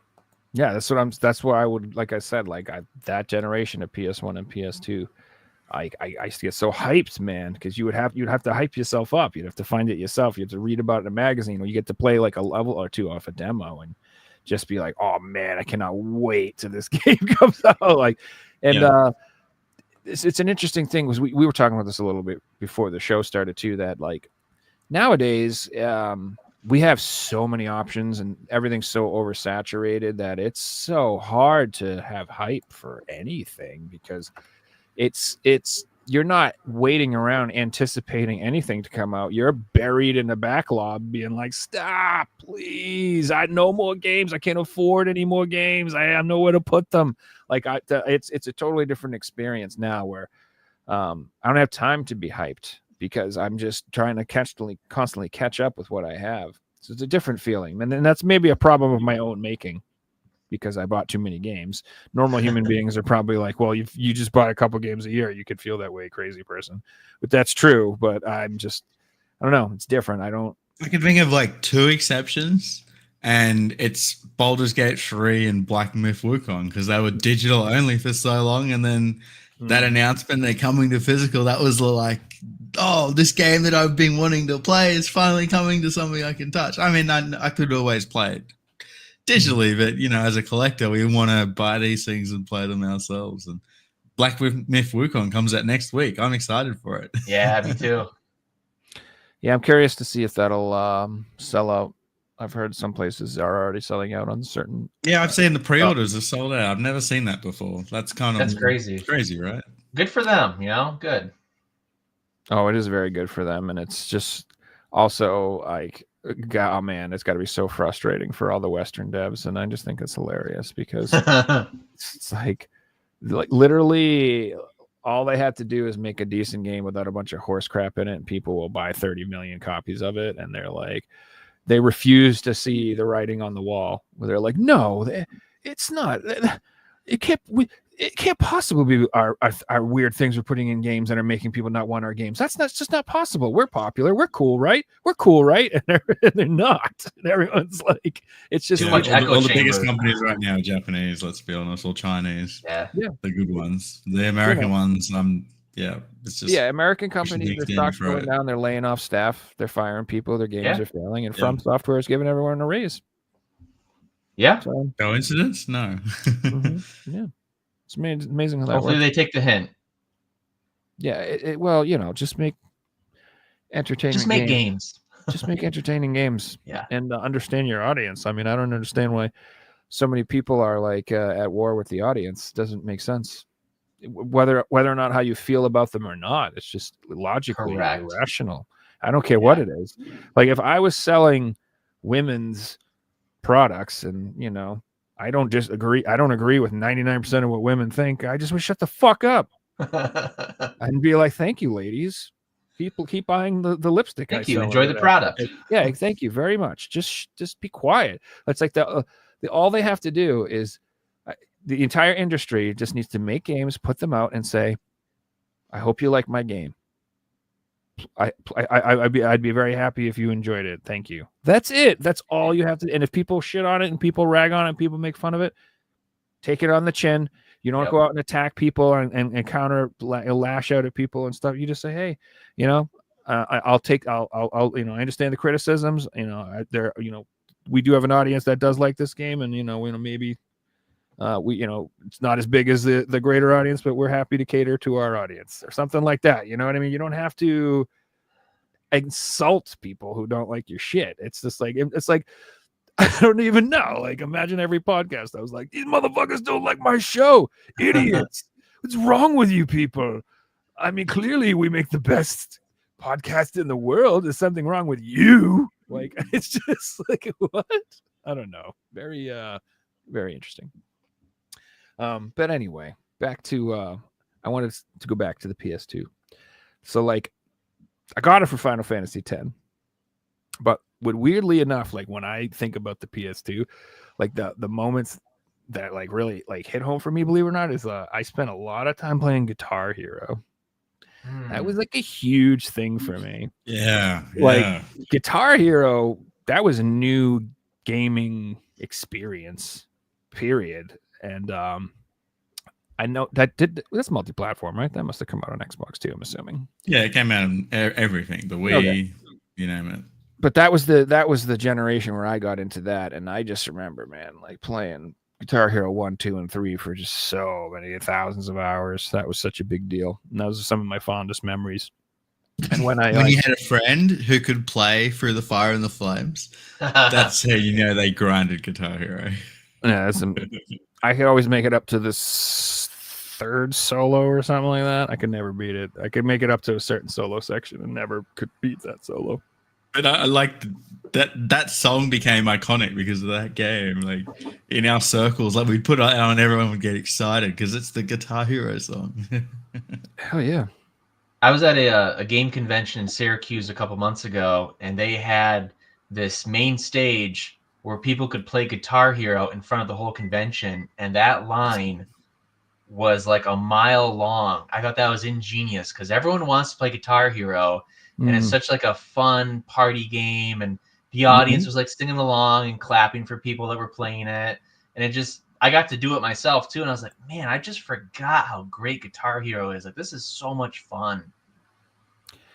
Yeah, it is, and I get a similar joy nowadays out of Beat Saber. To me, that's kind of like the new Guitar Hero for me. I had the same, like, wow, this is a new experience. This is super fun type thing when I played Beat Saber. So if you haven't ever tried Beat Saber, I mean, it does live up to the hype, in my opinion. It's pretty fun. Another thing too. So you mentioned, I mean, it's just got to be said, but like, you know, when Grand Theft Auto 3 came out, it was just, you know, world changing for everyone. All my friends, like we all went nuts. But not only that, but I got really into all the Rockstar games. So like, I don't know if you guys played like the Warriors, but I loved that game. I got like super into that one. And then I was really into like Midnight Club and the racing games on the PS2. That was like the other thing that like I have the fondest memories of is like I liked racing games, like, you know, as much as the next guy. They were fun or whatever. But the PS2 was when like Burnout came out, Midnight came out, and Need for Speed started getting really good. Those games blew me away, and to this day, like when I went out and started collecting PS2 games, like those are the first things I went after. It's like I got all the Guitar Heroes again, got my guitars, I got all my Need for Speeds, got my Burnouts, got all that stuff, and I still. Like when you say, Reggie, like, you know, it's like a comfort game thing. Like you don't have to relearn how to play these games. They're just, you know, I can throw on Need for Speed and start a new file and just go and rip it up and race and just have a great time anytime, all the time. It's timeless. It's just always fun. So, yeah, I don't know. The PS2 got me like super addicted to racing games. So you just reminded me of another game of my childhood, John. It was Scarface. I'm playing GTA. I remember watching the movie and then getting that video game, and it was like Scarface 2, the movie just came out, and oh my god, we actually get to finish what happens, and it blew my mind away how good that game was. And then you finish the game, and Cuba opens up. It's like, oh my god, I've just doubled the game. That's so insane. That blew my mind. I need to pick that up. You always talk about it, and I've like said it a million times. I've never played it, but I'm like, I got to get that game, and I just haven't gotten it yet. That's not. I played it recently on PC, and it didn't age as good as it had in my head, but it's still a really fun game. Like a lot of the missions are, you know, like taxi simulators. Go and pick this up. Go and drive back here. But you know, for what it is, you're playing it for the voice acting and the cutscenes and things like that. It's almost like Scarface 2, the movie, basically. Yeah, because Scarface, the movie, we all didn't like the way it ended. The game brought new life, like an alternate take, like, you know, which is what we wanted from the movie. But yeah, you know what's funny? They wanted rooting for that guy to win. They wanted Al Pacino to voice Scarface again, but his voice has changed over the years, so he picked out somebody else to do it. They did a pretty good job on the game. So. Yeah, Scarface, I feel like it's definitely a product of its time, but still, like you said, Fixie, a fun game to get into if people want to try it out. Yeah, definitely. And I mean, Vice City is basically Scarface as well when you think about it. Yeah, the story of Vice City is Scarface. Did you guys hear that? Like randomly, they just patched up the GTA Trilogy Remastered collection. Yeah, I heard about that. Recently? It's been like, how long has that been out? like 2 years. So like it came out and it had sorts, Rockstar had like given that to a third party to make that game or something. Mm-hmm. And it didn't turn out that great. It was very buggy, glitchy, had some issues, and a lot of people complained about it. And so apparently they like cut that team loose, and then like 2 years later they redid the game themselves or something like that. They were like, okay, that obviously didn't work out, and they released a patch recently that supposedly fixed it all up and took care of all the glitches and made everything run nice. And so I was like, oh, all right, what the hell? So I actually threw on my PS4 copy, and I've been playing through Vice City, and I'm having a pretty good time. But like you said, it's kind of a product of its time. It's kind of janky. Like the way I don't even think I've picked it up at this point, which is wild to think about. What's that? I don't even think I picked it up. Just, you can get it super cheap. Yeah, just once it wasn't a good release, I just ignored it. I don't want that. We already had those games on the older systems, and I feel like if they remake them, it's like they have to change stuff. Like the radio stations won't be the same, or certain music is cut out. Yeah, and they lost the license to the music. And when I think about those games, the music is the most iconic part. Mm-hmm. Where's my hot coffee? So the talk radio stations are still the same, which are the fucking best. They're so funny and hilarious. But Laszlo. Yeah, and then they do still have some licensed music in the game. It's not like all of it's gone. So a lot of it's gone. Like when I listen to certain songs, like Billie Jean takes me back to driving over the Malibu Bridge and down Ocean Street Drive and Vice City, and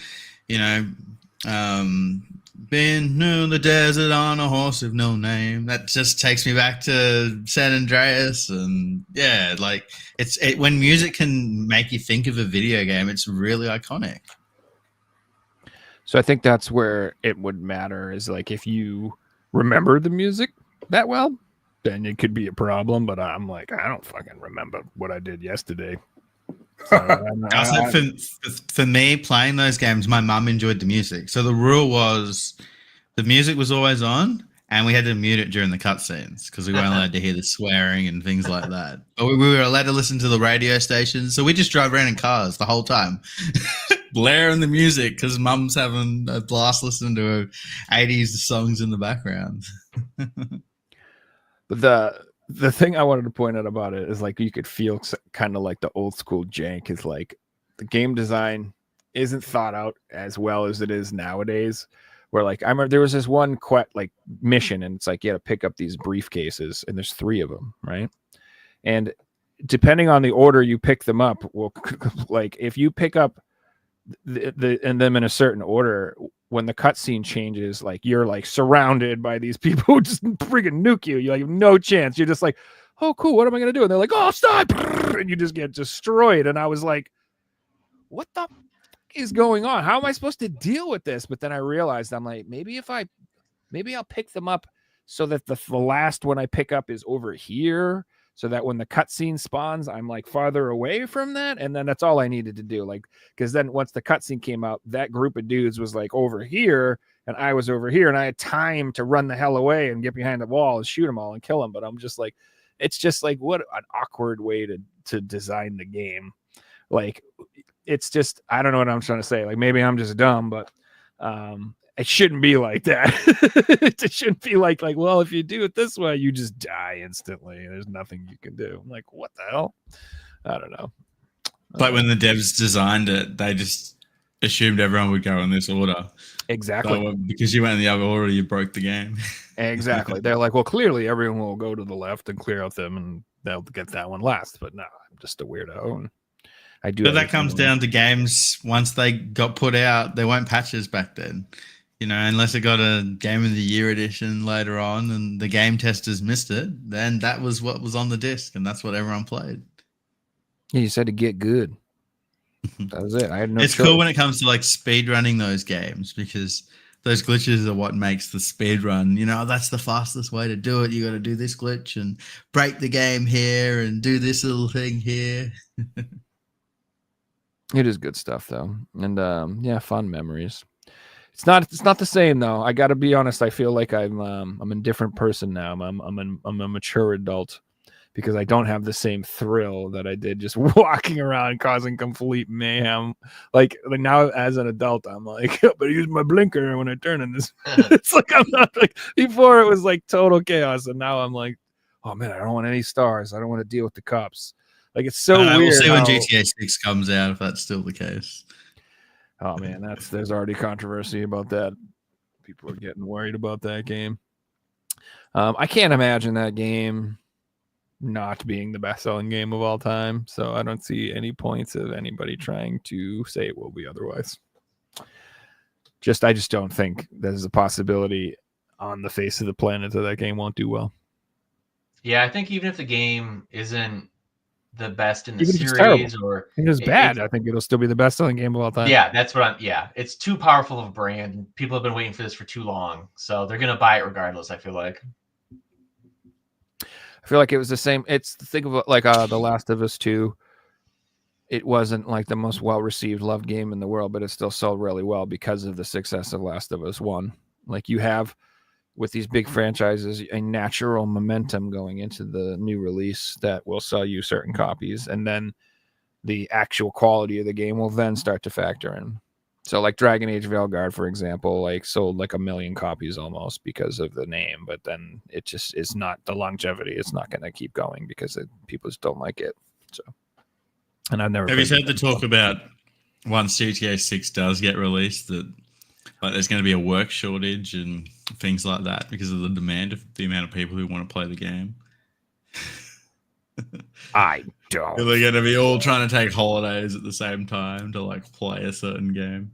No, what I would be, what I want to see, I want to see in our culture, but you've seen this happen in Japan before, so it'd be interesting to see it happen over in the West. What I want to see, I want to see a Japan, national level crime statistic drop when the game comes out because all the criminals are playing GTA. That would be ironic. Right? That's what I want. The crime game comes it's out. It's actually crime like the most peaceful we've ever had for like 3 months. In Japan, isn't it? Every time a new Dragon Quest game is released, they like have like a day off. Like, isn't that like a real thing? Yeah. No, they have to release it now, like on a Saturday Friday or something. Like yeah, like they can't release it on the Friday. I love it. It's generally going to be quite interesting to see what happens when GTA 6 comes out. Speaking of Dragon Quest 3 HD remake is like sold very well. It's like almost like 1 million physical copies in Japan already or something like that. And it's doing very well. So I'm happy for that. Looking forward to that game. Just waiting for a price drop. I ain't paying $60 to play Dragon. I'm not paying full price for it. The artwork looks beautiful, but I'm gonna wait. I played that game 40 times. That was like Dragon Warrior 3 is my favorite in the franchise. And I played it dozens of times. Like that's one of the games I play on an emulator a lot. So it's just I don't, it might look pretty, but $60 is just. In saying that, Joe, Dragon Quest Monsters: The Dark Prince is like $150, so there's a chance that it mightn't get cheaper, and it just. Well, in Australia it is, and in the US it's not. We don't get games reprinted here. Dragon Quest Treasures and the whatever one Monsters was like on sale on Black Friday for like $35 here. Oh.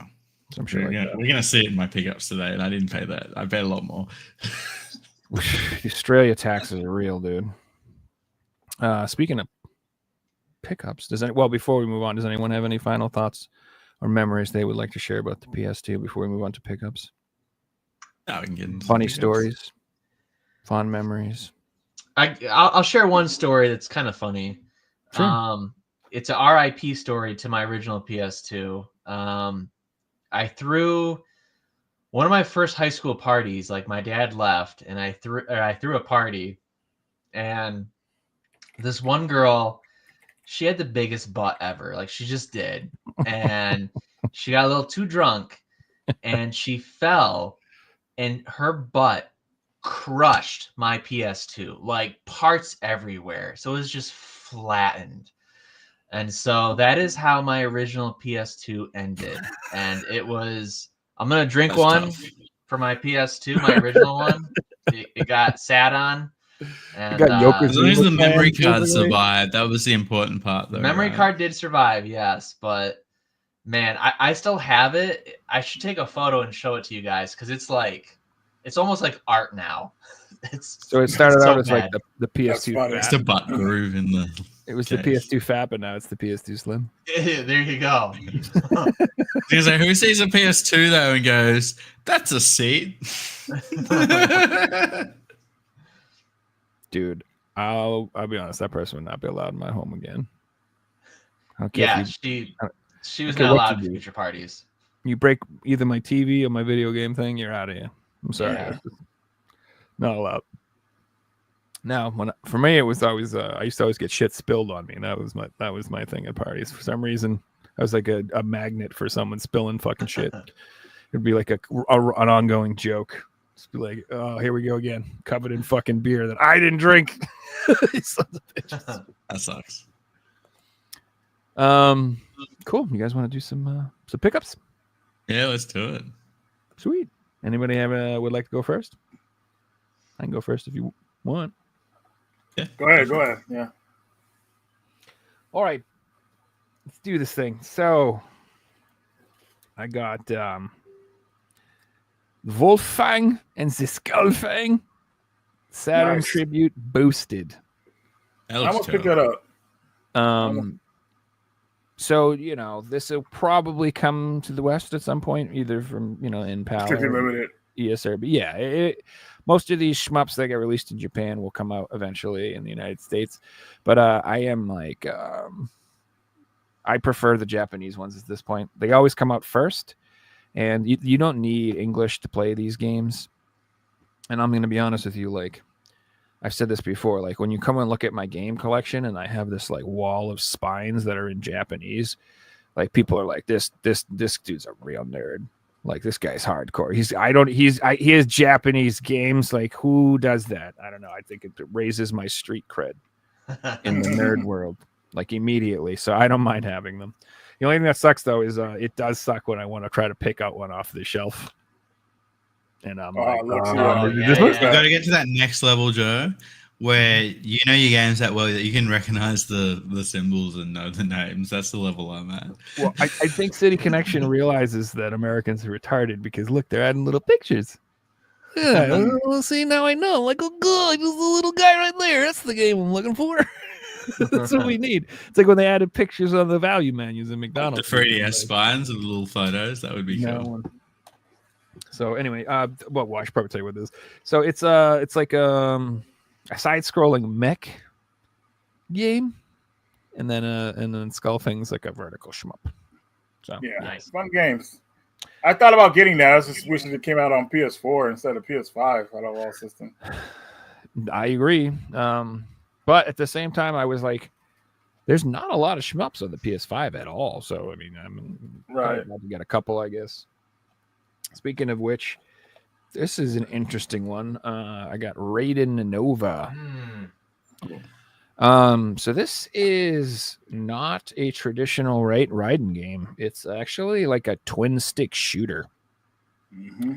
So what's interesting about this game is it supposedly has like all the ships from all the different games. So you can play like pick ships from all the different games, but the actual game itself it's like that top-down view that you would see in like Thunder Force 1 or 2, or like what the hell's that game on the Genesis? Herzway Swag or something. I can't remember the fuck what it's called now. Damn it. But yeah, it's like a top-down shmup type twin stick shooter game. Not quite like a vertical shmup. So it is a little different. If you're looking for a traditional shmup, you may want to look this up first before buying it. But regardless, it looks super fun. And I actually love twin stick shooters. I've always said that like shmups are my favorite, and they're like the most attractive woman I've ever seen in my life. And twin stick shooters are like their slightly less attractive sister that I would totally be happy to get with. You know what I'm saying? Like I'd be totally fine with that. I'm like, she's the hottest girl I've ever seen, but she's a minus, just as good. Anyway, so this I ordered like 15,000 years ago, but I finally got it from VGP. This is the Gothic Coriolis Saga. I literally ordered this like a couple weeks after we did the show with Darky or with Cyrus. He goes by either name, but I remember he was saying that these games like originally were like only like PAL exclusive releases that then they were kind of like low print and really hard to get, but they reprinted this version in the ESRB with both games on it. And yeah, they look cool. They're like first person fantasy games, like old school PC fantasy RPGs. Looks like. Okay. I've never played them. I don't know if they're good, but I trust Cyrus, so I grabbed them. And the reason they took so long to get, like normally VG is pretty fast, VGP, but I think it was because of this thing. Is I ordered this grip for my Evercade, and this thing just took forever to get shipped. I don't know if they took forever to manufacture them. I'm not sure, but basically this is a Tate grip for the Evercade handheld, the EXP and the EXP-R, that lets you hold your thing sideways so that you can play Tate mode and play shmups on a vertical like Tate setup, or Tate mode, as Joe would say. So yeah, this is like a must-have. Like I the reason I got the Evercade XPR handheld was to play games vertically in Tate mode, and it is super uncomfortable to hold the thing without this. So I was like, as soon as they made these, I was like, hell yeah, I'm getting this. So yeah, these are available now. I would highly recommend them. And you can play. How much are they? Not that cheap. I mean, there was like $20, something like that. Not that bad. Okay. Yeah, and this is one of those things where like, who knows how long they'll make it and how many they'll make, and it's a pretty good accessory to have. So if you're a shmup person, and you know how they have all those, they're coming out with so many. Evercade's got some bangers coming up with arcade releases with a bunch of shmups like Taito collections and stuff. So speaking of Evercade, this is an Evercade centric pickup. So I got the Bitmap Bros collection too. Nice. So these are a bunch of like PC games I've never played, like they were on the Amiga or something like that. But they look actually really good. So I picked them up. Sweet. And then I got the Thalamus collection. Nice. These are like old 11 games. That's insane. I tried to like that. So these are Commodore 64 games, which I don't know anything about the Commodore 64, but I specifically picked this up because it has a couple shmups on it. So that's the reason I got them. I can't speak to the quality of all the games. And if you're not into like old school PC games, this may not be for you, but I am. I grew up with the Atari 800, and the Commodore 64 is similar. Coleco games. There's a lot of games back then. Television, a lot of good stuff that came out back then. So, this one is the Data East Arcade 2 collection. It's got 12 games on it, but specifically the reason I got it is for Super Burger Time. I love Burger Time. Yeah, good game. I suck at it. It's the hardest game in the world. I don't know how. It's so freaking hard. It's arcade hard, dude. It is so hard, and you get like 3 dashes of salt to deal with these motherfuckers, and there's like 30 enemies. It's tough. So I don't know why I like it so much because I suck at it, but I just fondly like remember Burger Time, and I love that game. But it's got some other cool ones on there too. But just, yeah, I like these. I love these arcade collections they're coming out with.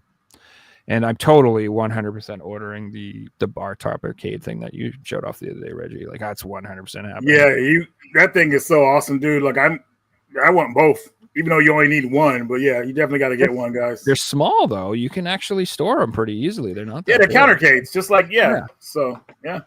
I'm like, I think I'm going to order mine this paycheck because I got all my bills paid up and I got my Christmas shopping done and I feel like being dumb. So right on. Nice. And then I'm going to play Toplin Arcade 3. All right. So I'm looking for that. That one's sold out, man. I was looking for that one. Oh, dude, this is like the best, probably one of the best ones they have. Oh yeah, 100%. Truxton 2 and Outzone. Which Outzone is a fantastic game if you've never played it.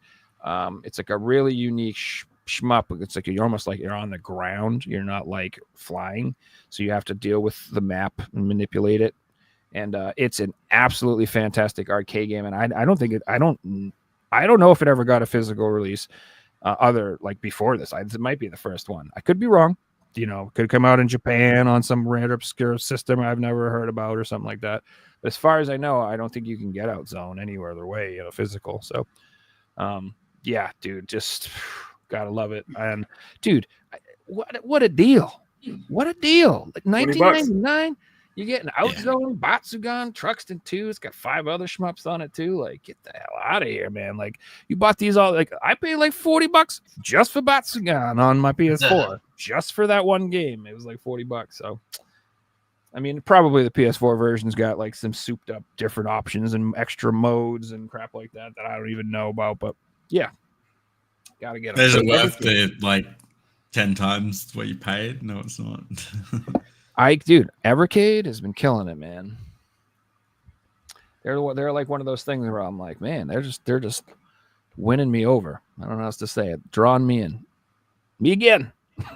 All right. Right on. I'll start off with I picked up, so I did some eBay hunting, and this is an auction. I picked up 15 steelbooks for like $160. So it was like $12 each. 4 of them I already own, so I'm going to sell them. I haven't got them now, but the rest of them I didn't, so I'm keeping them. So here we have Dead Space. Now these are all empty, but they're just steelbooks, and I collect steelbooks. So is that for the PS5 remake, or is that like the PS3 one? This is the PS5 remake. Gotcha. Awesome. And next we have Days Gone. I'll quickly punt through these because there's a ton of them. Borderlands 3. Beautiful with the roses. Yeah, with the bandits in it, or the psychos. Yeah, it's nice, that one. This is probably the one I was after the most, and that's Ghost of Tsushima. And this one alone is going for like $80, so I'm pretty happy to get it. These next two I'll show together. You got Hitman 1 and 2.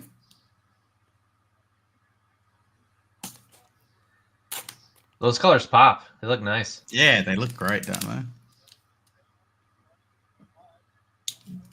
And I put like protective sleeves over all of them just to stop them from getting scratched. Good idea. Here we have BioShock, the collection.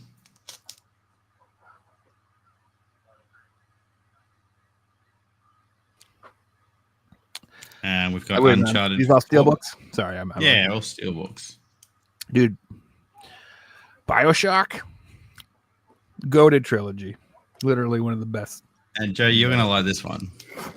A Resident Evil Biohazard.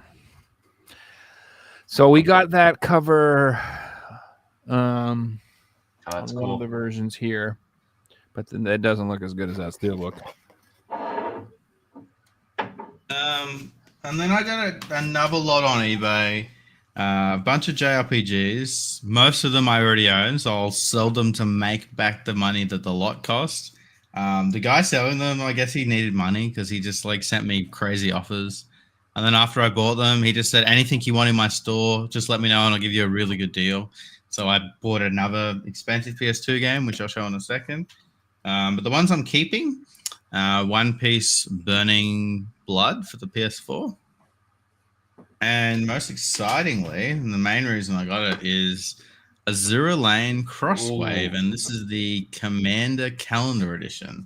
Nice. The box. This is actually the only way this game was sold, at least in Australia. We didn't get a standard version. That's nice. That's like $70 for this pack, so I basically got it for free. But the exciting thing is the PS2 game. It was like $160 game. I ended up getting for $90. And that is Xenosaga Episode 2. Nice. So in Australia, we didn't get 1 and 3. We only got Episode 2. I'm pretty happy to have it finally. I used to own this without the sleeve, but I don't collect incomplete stuff, so I previously sold it, and I've now got a complete version. I'm pretty happy with that. That's sick. Nice. That's annoying, though. You guys only got Episode 2. I know we got a lot of stuff like that. It's like, oh, episode 1 sold well. Let's release it over here, and then they're like, oh, sales weren't that good. Let's not give them the next one. They should have just lied to you and said episode 1. Yeah. You know, how do we, like in Yeah, America, that's they're what like, it's they Final would've done in Fantasy America, right? 3. Here you go, motherfuckers. Like, this isn't 3. This area I mentioned before, and that, of course, is Dragon Quest Monsters, The Dark Prince. So in Australia, copies on eBay going from 120 to like $150.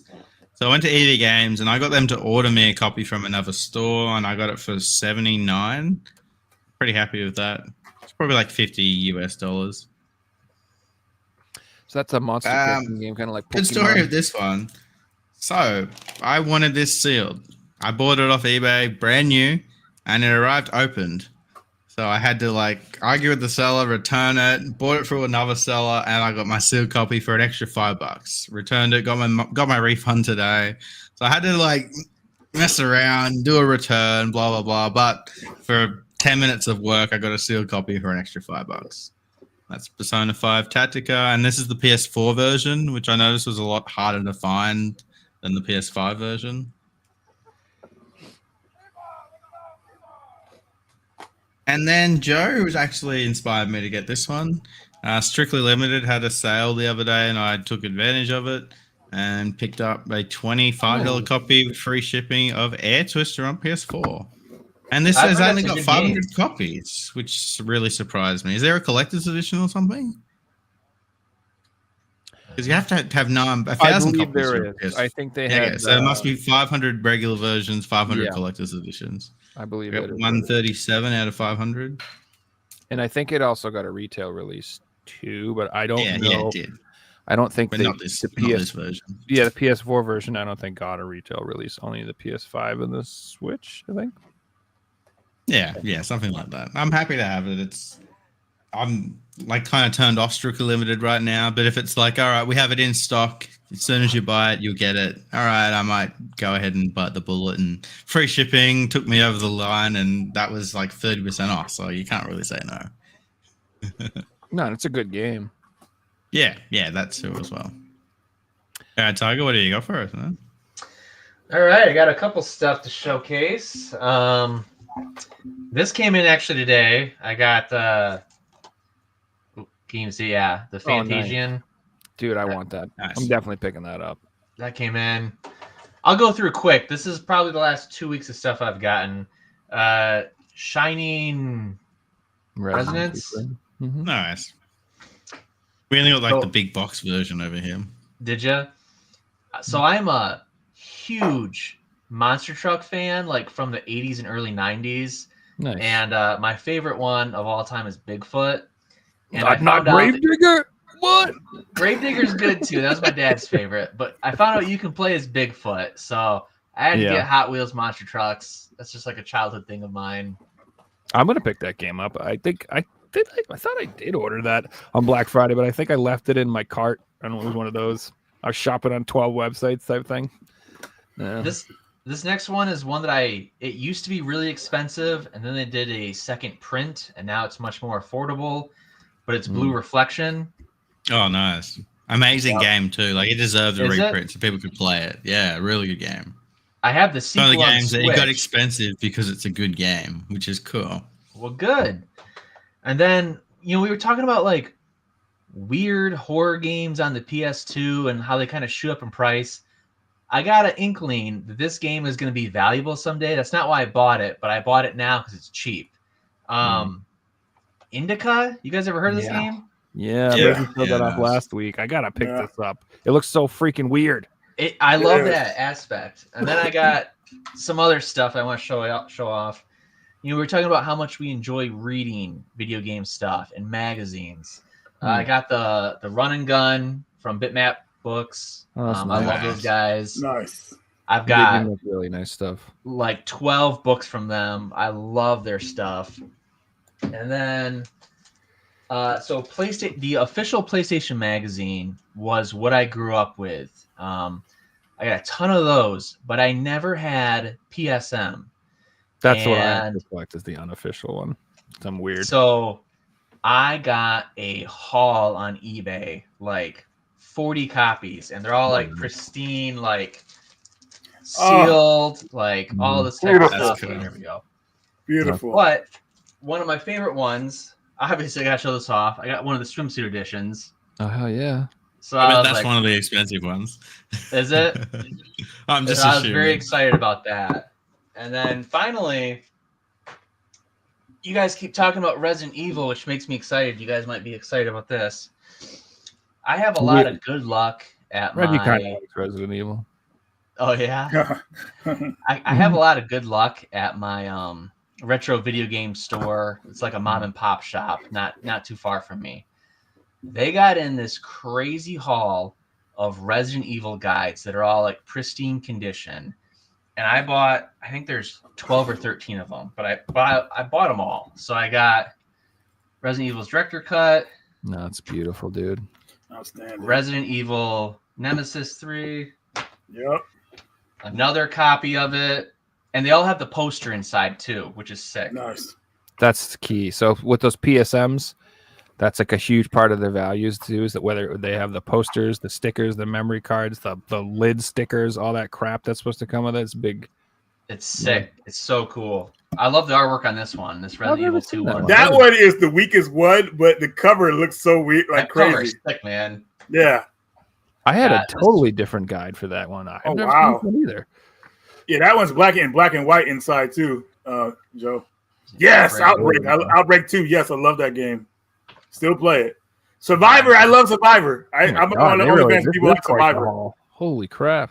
Resident Evil. Nice. Wow. All the same. Some seller must have sold it to them, and I was like, "Yep, I will buy every single one of these." I would have done the same thing. Those are such nice condition too, like you said. But what's really cool is that whoever had it, like in each of the guides, they have this folded sheet of paper of like graph paper, and they wrote their own notes and they kept it in there. So I just think it's like a cool touch of like whoever played these games, they left their own notes on where they were and stuff. And I just like that memorabilia of someone else playing it. It's cool. Well, whoever was into it, you could tell they were, man, because they had 3 guides for 2, 3 guides for 1. They had like, what's crazy too is out of all the, I had a guide for 2 and was still different from those. I think I was a different cover. It's crazy. But yeah, those were my pickups the last 2 weeks. It was fun. Good time. That's awesome, dude. Resident Evil was the first game in my life, where I had to get a guide. So I had to. Dude, I could not figure out what to do on my own. And that game was like, you have no bullets. You got 2 HP and half an herb for half the game. Like this, it's not a game where you can just screw around and like explore. Like you just die and run out of ammo. And like I was like, when I played the first game, I struggled so much playing it. So when 2 came out, I was like, just give me the guide. Just give me the guide, please. Just give me the book. Just give it to me. I want to know what I'm supposed to actually do for a change. I don't know what I'm doing. So that's funny. I regret nothing. And now you just look it up on YouTube, and that's like another error that I miss. Like I miss physical guides. Mm-hmm. Me too. There isn't a market for it anymore. It's like, why would they spend the time to print it when someone's made a YouTube video before the game's even come out, and that's what people are watching? Oh, my turn. Okay, so since we're on a Resident Evil note, I don't remember if I showed this last time, but this is for PlayStation 1, and this is the Resident Evil D-Make. This comes with Resident Evil 0, Resident Evil Outbreak, and Resident Evil 4 Mercenaries. And I got this from Project Retro Games. They're supposed to be on here for a podcast one day. Hopefully that'll happen. But this is like a D-Mix of those games, which is really nice. So if you ever wanted to play Resident Evil 0, they made it in PS1 graphics, which is really cool. And this one consists of the level of the train episode. If you remember Resident Evil 0, the train episode, when you're on the train, that whole episode's on here. And they're making another one coming out pretty soon of the mansion part, of the factory part, which is cool. But happy to have this in the collection. I got Monster Jam Showdown. Me and Jason got this sent to us from the creators, I believe. And he took the PS5 copy. I got the Switch copy. So a little bit of Monster Truck. Nice. Some Monster Trucks. There we go.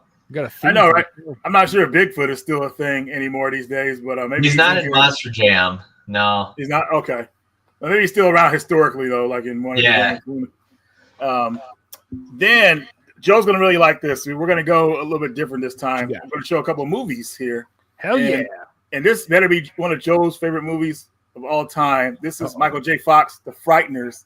I got that on Blu-ray. Peter Jackson. And I actually dude, really do like Peter this Jackson. movie. This movie is so good. Like Peter Jackson before Lord of the Rings, all that stuff. The Frighteners is such a good movie, and it's one of Michael J. Fox's best movies. You guys got to check it out. I got it for like $7 on Amazon.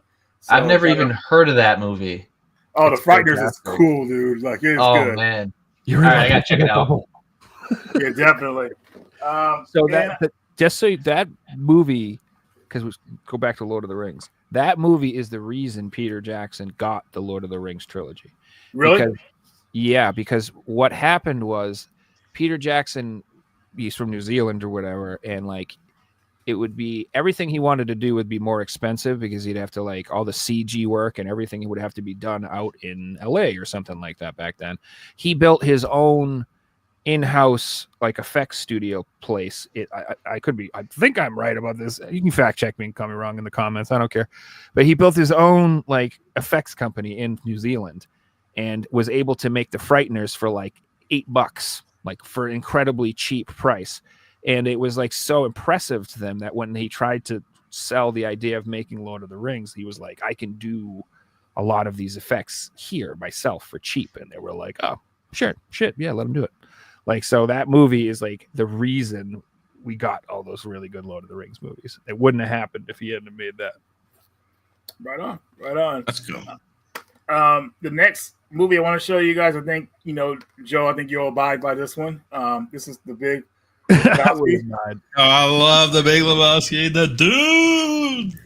Dude, I really want this movie to have a sequel. It's such a good movie. It's one of those movies that's so chill. And Man, the carpet Yeah. really tied the room together, man. yeah, man, I like the cover of him in the girl, like when they're bowling. I like that one a little bit better, but this cover is sick though. Great movie. Cult Over following. the line. This isn't Nam. There are rules. And then a little bit of horror. I decided to go ahead and pick up X for Blu-ray. I was looking for a 4K for it, but they only had Blu-ray. Huh. You never seen X? So Mm-mm. X is a horror movie where I can't tell you guys anything about it, unfortunately, without spoiling it, because it's part of a trilogy. And the next movie is actually Pearl, which I think some of you guys have heard of this one. Pearl is insane.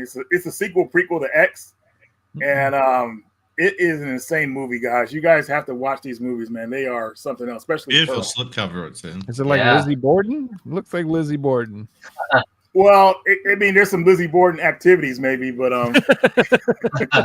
Fair enough. yeah. And then the sequel, the final part of the trilogy is Maxine, which if you guys seen Maxine, one of the trippiest. Well, there's a bunch of crazy stuff in this movie, which is a I've sequel to never heard Pearl. of these movies. But the scene in the alley, folks, you guys know what I'm talking about. That alley scene is just no joke, man. Like I'll never forget that. Like that's stuck in my head. But I like the fact that Maxine is done in the 80s style. So you got that 80s like lore and everything. So very cool movies. PS1. I got to give a shout out to my buddy Carlos. He hooked me up with this. I got Treasure Planet for PS1 sealed. Oh, And not only that, it is a promotional copy because you can see that hole punched in the barcode. So Nice. I've never seen Treasure Planet, but I always wanted to try it out though because I just feel like I don't know, these games are just a lost art. So, and then the next game here, the reason I picked this one up because back in the day I wanted to play. You guys ever heard that movie called Titan AE? yeah. It was actually going to get a video game, which there is a demo disc of the game out there on PS1. So, bro, you got to get that one of these days so you can try it out. But I heard the creators actually made this game, which was Atlantis, The Lost Empire, which I've never Nice. seen. Another One Michael of J. those Fox. Disney games are really fun. Yeah. Yeah, so I'm looking forward to playing this one. This was like the last game I got at the Torg show. I was looking for this, and I finally got it the last day, the last minute, and I was happy about that because I like buying games in person. I don't like getting everything online. I got conventions to go to, so I can find stuff in person, which is nice. So I got that. Moving right along here, we got a weird controller.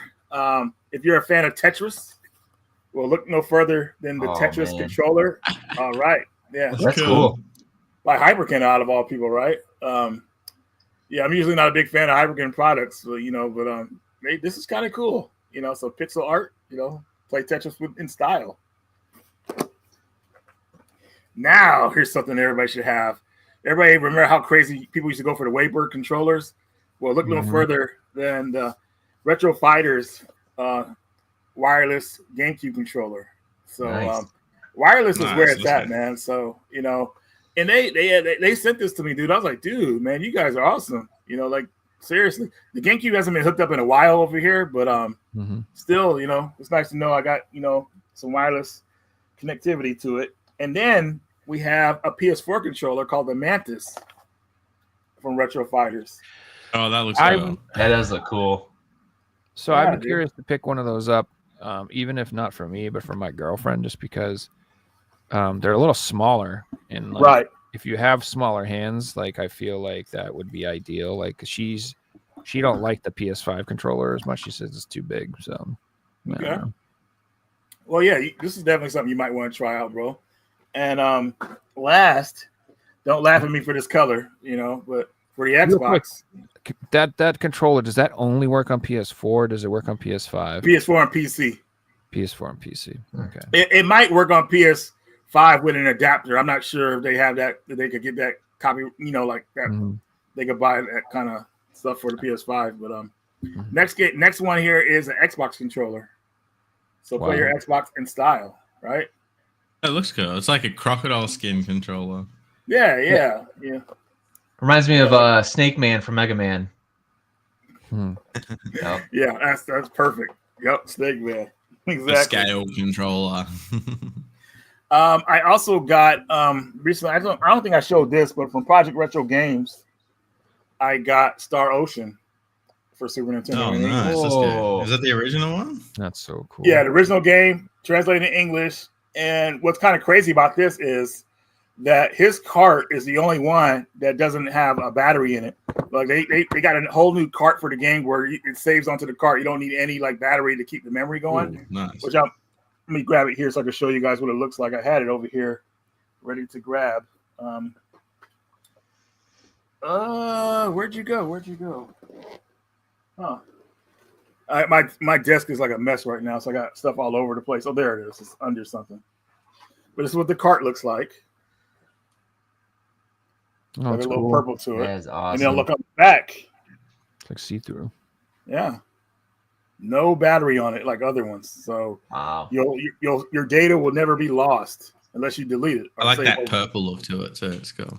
Yeah, dude. Like Project Retro Games, they're making stuff happen, dude. People, you guys got to follow them. I linked their in the chat. There's a link to their website, so definitely check them out. Now, Joel, you're gonna definitely be impressed with this because now we're already talking. Impressed that the Retro Games, man, he does cool stuff.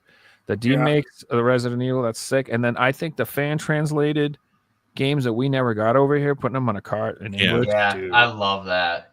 Yeah. That's cool because you can get them in a ROM or whatever, but something different about popping it in the system and playing. 100%. The nostalgia. That's how it's meant to be. CRT. It's like 20 years ago, we would have been like, I wish this game got an English release. It's like, well, here it is. Oh. Yeah. Remember when, you remember when we sit and read the magazines and stuff, like you'd see a lot of these games that you get, they never came over here, and they would tease you with them. They'd be like, it's being worked on. Earthbound 2 is coming out, guys, or Mother or whatever. You know what I mean? It never happens, man. It's like, oh. So anyway, sorry, go ahead. No, you're good. Next game here is 2 games in one. We got Metal Dragoon and Life on Mars for the Evercade. Yeah. Oh, nice, dude. Yeah, I'm gonna pick this up as well. Sorry about the blurriness. I don't know, my camera's tripping, but there's that. So 2 games in one. So I was going to get this game on Genesis, but now that I know it's on Evercade, I'm good to go. I'll just wait for the sequel to come out on Evercade. They got one called Life on Earth that'll probably be coming to Evercade as well. So Evercade got so good. Yeah, I know. And then the last one here is a Toplin collection arcade, Toplin Arcade 4 collection. So this comes with 6 games, and then even has Snow Brothers Part 2 on here. That's so nice. finally a release of Snow Brothers Part 2. on a cart, and I think this has Snow Brothers 2 is the only one I can really remember on here that sticks out, But I got 6 games on here, so pretty cool. And playing these, like I'm telling you guys right now, playing these arcade games on the Evercade is amazing. Like this is the way they were meant to be played, and I'm just happy that these games are getting home ports, which is nice. So that's arcade stuff is like the least preserved, so it is super cool to get them on carts. And I think, like I said, I have to get that little barcade. Like, I gotta do. They've been making me. They keep releasing all these sick arcade collections. I'm like, shit. All right, you got me. That's what money proposition, money value. Like like we talk about the PS5 Pro. Like I can't justify it because I'm not getting $700 worth out of it. Whatever. But these guys, this is the opposite. They're like $200. It's almost like you can't justify not getting the Evercade. Exactly. It's like, dude, hey, $200. Now you get an arcade way to play like your whole collection that you already have. And by the way, here's like 4 more carts coming out for it that you're gonna love for that thing. I'm like, I tried playing Tomb Raider on it, man. It was pretty surreal. I don't know if I want to play Tomb Raider. Yeah, it was pretty surreal. It was like Tomb Raider with a controller. I know, right? It's like, whoa, okay. But it was still kind of cool. Next game just came in here. That's why I was cutting out early because I got some mail delivered to me. Nice. But I got that's been to pick up Mega Man Battle Network finally collection for the Switch. I also got it for PS4, but that version comes on Saturday. And they went on sale today, so I was like, "Yeah, this is my chance to go ahead and pick these up, man." Because I love how Capcom's making these collections like this. You gotta support them so they know that people want this stuff. You know what I mean? Mm-hmm. So they keep bringing them out. So happy to have that. And another great movie series that I hope you guys have seen, Darkman Trilogy. Hell yeah, Sam Raimi, bro. Dude, each movie, like obviously Sam Raimi was like he had a lot to do with the first movie. Yeah. But they still try to continue his art style in the sequels, which is great. So part 2 and 3 are great movies as well. Darkman, this is a hidden gem series of superhero movie. This is a great movie. He wanted Bruce Campbell, but they wouldn't let him. Yeah, because they wanted somebody known and they didn't want to pay. Yeah, they didn't want to risk it. Bruce Campbell would have been perfect for Darkman. He's in the end. He's at the very end. He's at the very end. The cameo at the end. Yep, like Darkman. So. I love it, dude. Yeah, if you want to see Liam Neeson's one of his most interesting performances. Check out Darkman 1. Yeah, look at the pink elephant scene for my girlfriend. I would like one pink elephant. It's a great movie. So if Darkman, I saw this really interesting thing about it. Like, apparently they were trying to make it like into like a live comic book movie before there was a thing. That was a thing. Like comic book movies weren't really a thing.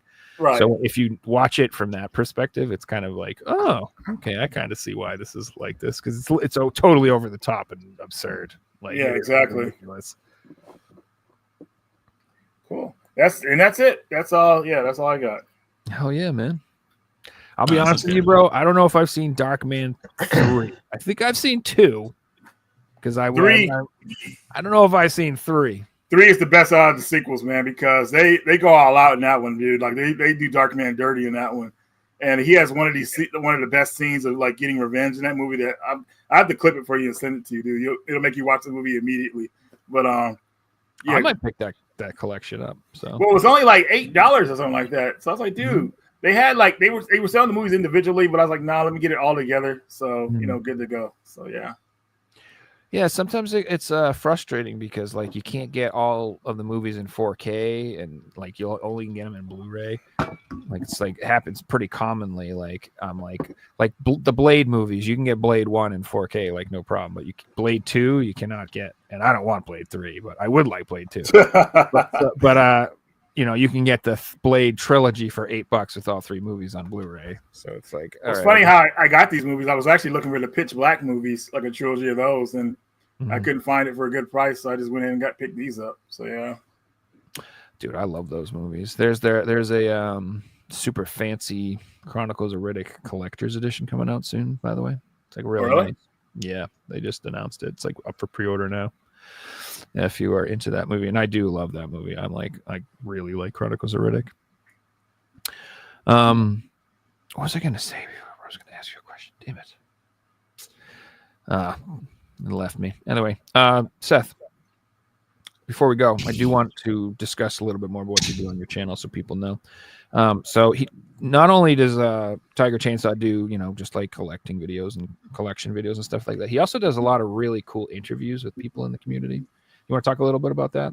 For sure. So I've done interviews with Manami Matsume, Soya Oka, some musical composers in Japan, David Jaffe, the art director of God of War, Terry Smith, Gerard Marino, the musical composer. So I do a lot of retro themed interviews with these creators. It's a lot of fun. I enjoy it. You learn a lot of cool stuff. Like I mentioned earlier, I had Marie Suckling on, who was the Driver Series writer, and he kind of shares that nugget about Walmart having to change stuff. So I do that. But kind of what I really enjoy doing is I love reviewing games. So I'll review any game on any system. And so I've done Mystery House on the computer from 1979 to from games all the way up to Immortals Phoenix Rising, like that type of stuff. Okay. And so I love I love talking about video games with others, just like we're doing tonight. And I think that's what's so special, that it connects us all, no matter where we're at. We all get to share our experiences with games, and that's kind of what my channel is about, is just discussing my experience. And I love doing it. I've been doing it for 3 years now, and I'm having a blast with it. And I make a lot of list videos too. Those are more, people like to watch lists. And so I focus heavily on the Master System. I've got 42 videos on the Master System about like lists with that stuff. So if you like that type of content, I also got that. But that's kind of what I do. I'm kind of all over the place with my channel, but I have fun with it. And you can check me out. Tiger Chainsaw is my YouTube channel. I was gonna say I love the outfit and the branding you got on the arm looks great. Yeah, there's a link down in the comments to his YouTube channel if you guys want to check it out. You just put up an interview today with one of the creators of Mortal Kombat, is it right? Yeah, James Fink. He was a producer on the original Mortal Kombat, and he talks about the struggles of porting it from the arcades to the Genesis and the Super Nintendo, and he's very opinionated. He's got a huge, bold personality. He lights up a cigarette during the interview, and he's very like, from New York. Yeah, very, very New York. I'm not gonna say what he says, but it's good stuff. It's good. Yeah, and I remember when you were talking about that how Walmart wouldn't sell the game and blah blah blah. I thought it was interesting. Like he was talking about a similar thing with like Kano's Fatality. Like a day before they were going to release the game, they made him change it. Because Nintendo was like, Nintendo wouldn't allow the gore, and they had a week left to get it on the shelves, and so they removed the heart grab, and he called it the purple nurple. And he's like, all right, well, I'm giving him a purple nurple. That. That's what it looked like too. I mean, I remember the worst one was Johnny Cage, like the kick, and then like you wiggle it, and then you'd fall. Like, dude, what is this, dude? Like, you're supposed to punch your head off. Horrible. But this is the type of thing. So to go all the way back to what we were talking about earlier, the show, when I said that I think there's a correlation between people who like PlayStation and Sega, is like Nintendo was always like kind of like that back in the day. And that even as a kid, I was like, lame. I want to see blood, knock his head off. I want to see the heart beaten and ripped out. I want him to fall on the spikes. Don't censor my violence. Give it to me. Like I was just like so against that. So like I always felt like that's why Sega was like a little edgier, because they were just like, no, put the blood in. And then when PlayStation came along, they were like, let's release Legacy of Kain, let's release Resident Evil, Twisted. I'm like, I was like, okay, yeah, they're definitely not doing that. They're gonna keep can we get R-rated games out here, or I don't know what you call them in the US? Exactly, different things like that. Bro, I'm saving your videos I might have watched later tonight list right now. I'm just going through your he's got a great channel, man. Your PlayStation collection, PlayStation 2. I got to see what that's about.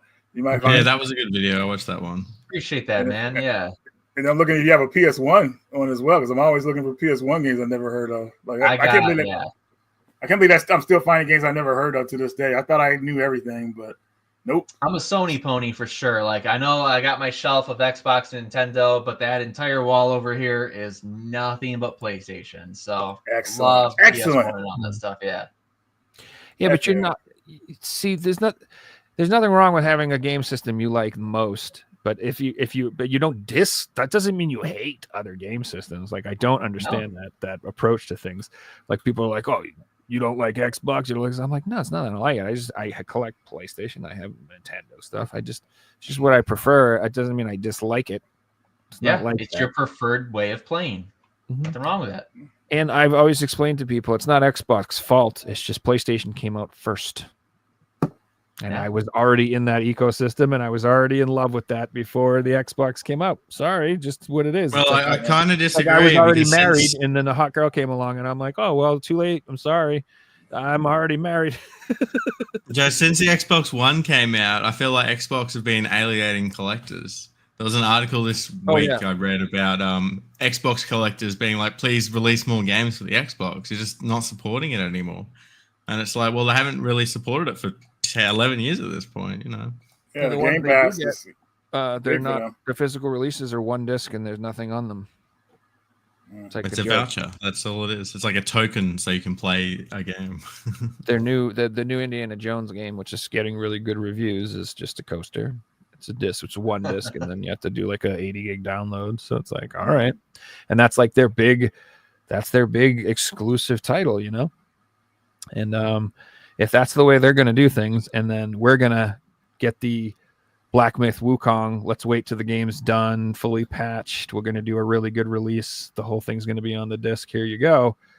I mean, if you're into collecting physical games, it's a no-brainer. But I think that you're right. I think that Xbox is almost antagonistic towards physical media, and they are actually trying to end it. They're trying to usher in the end of it more than anything. They don't appreciate their fan base that's into it, and they kind of want them to get either with the digital times or to give up on them. I honestly think that's how they feel.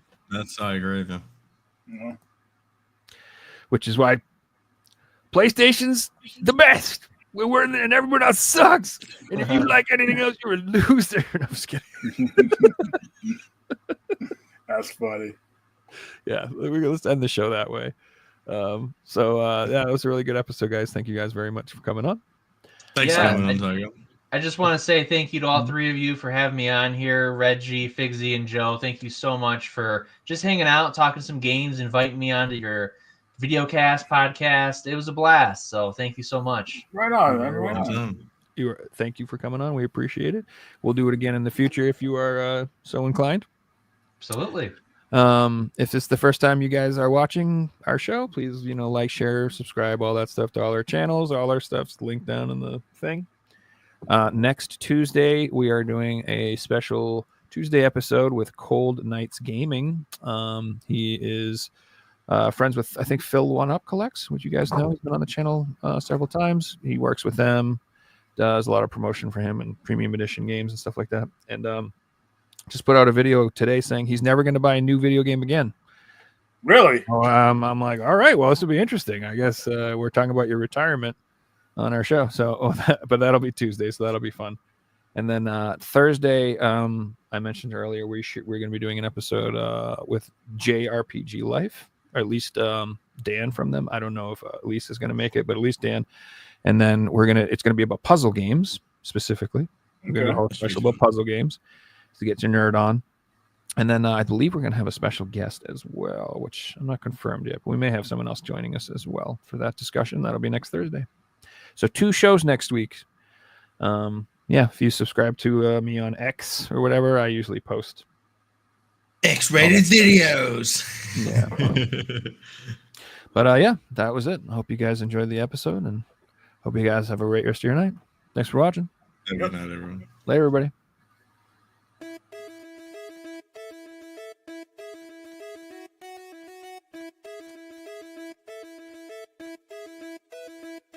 You found the coolest place to be, the PlayStation Collecting Nerds. Come on, won't you stay with me? Welcome to the show. Gather around the boys and girls, collectors from around the world. Let's show the people what they need to know. Welcome to the show.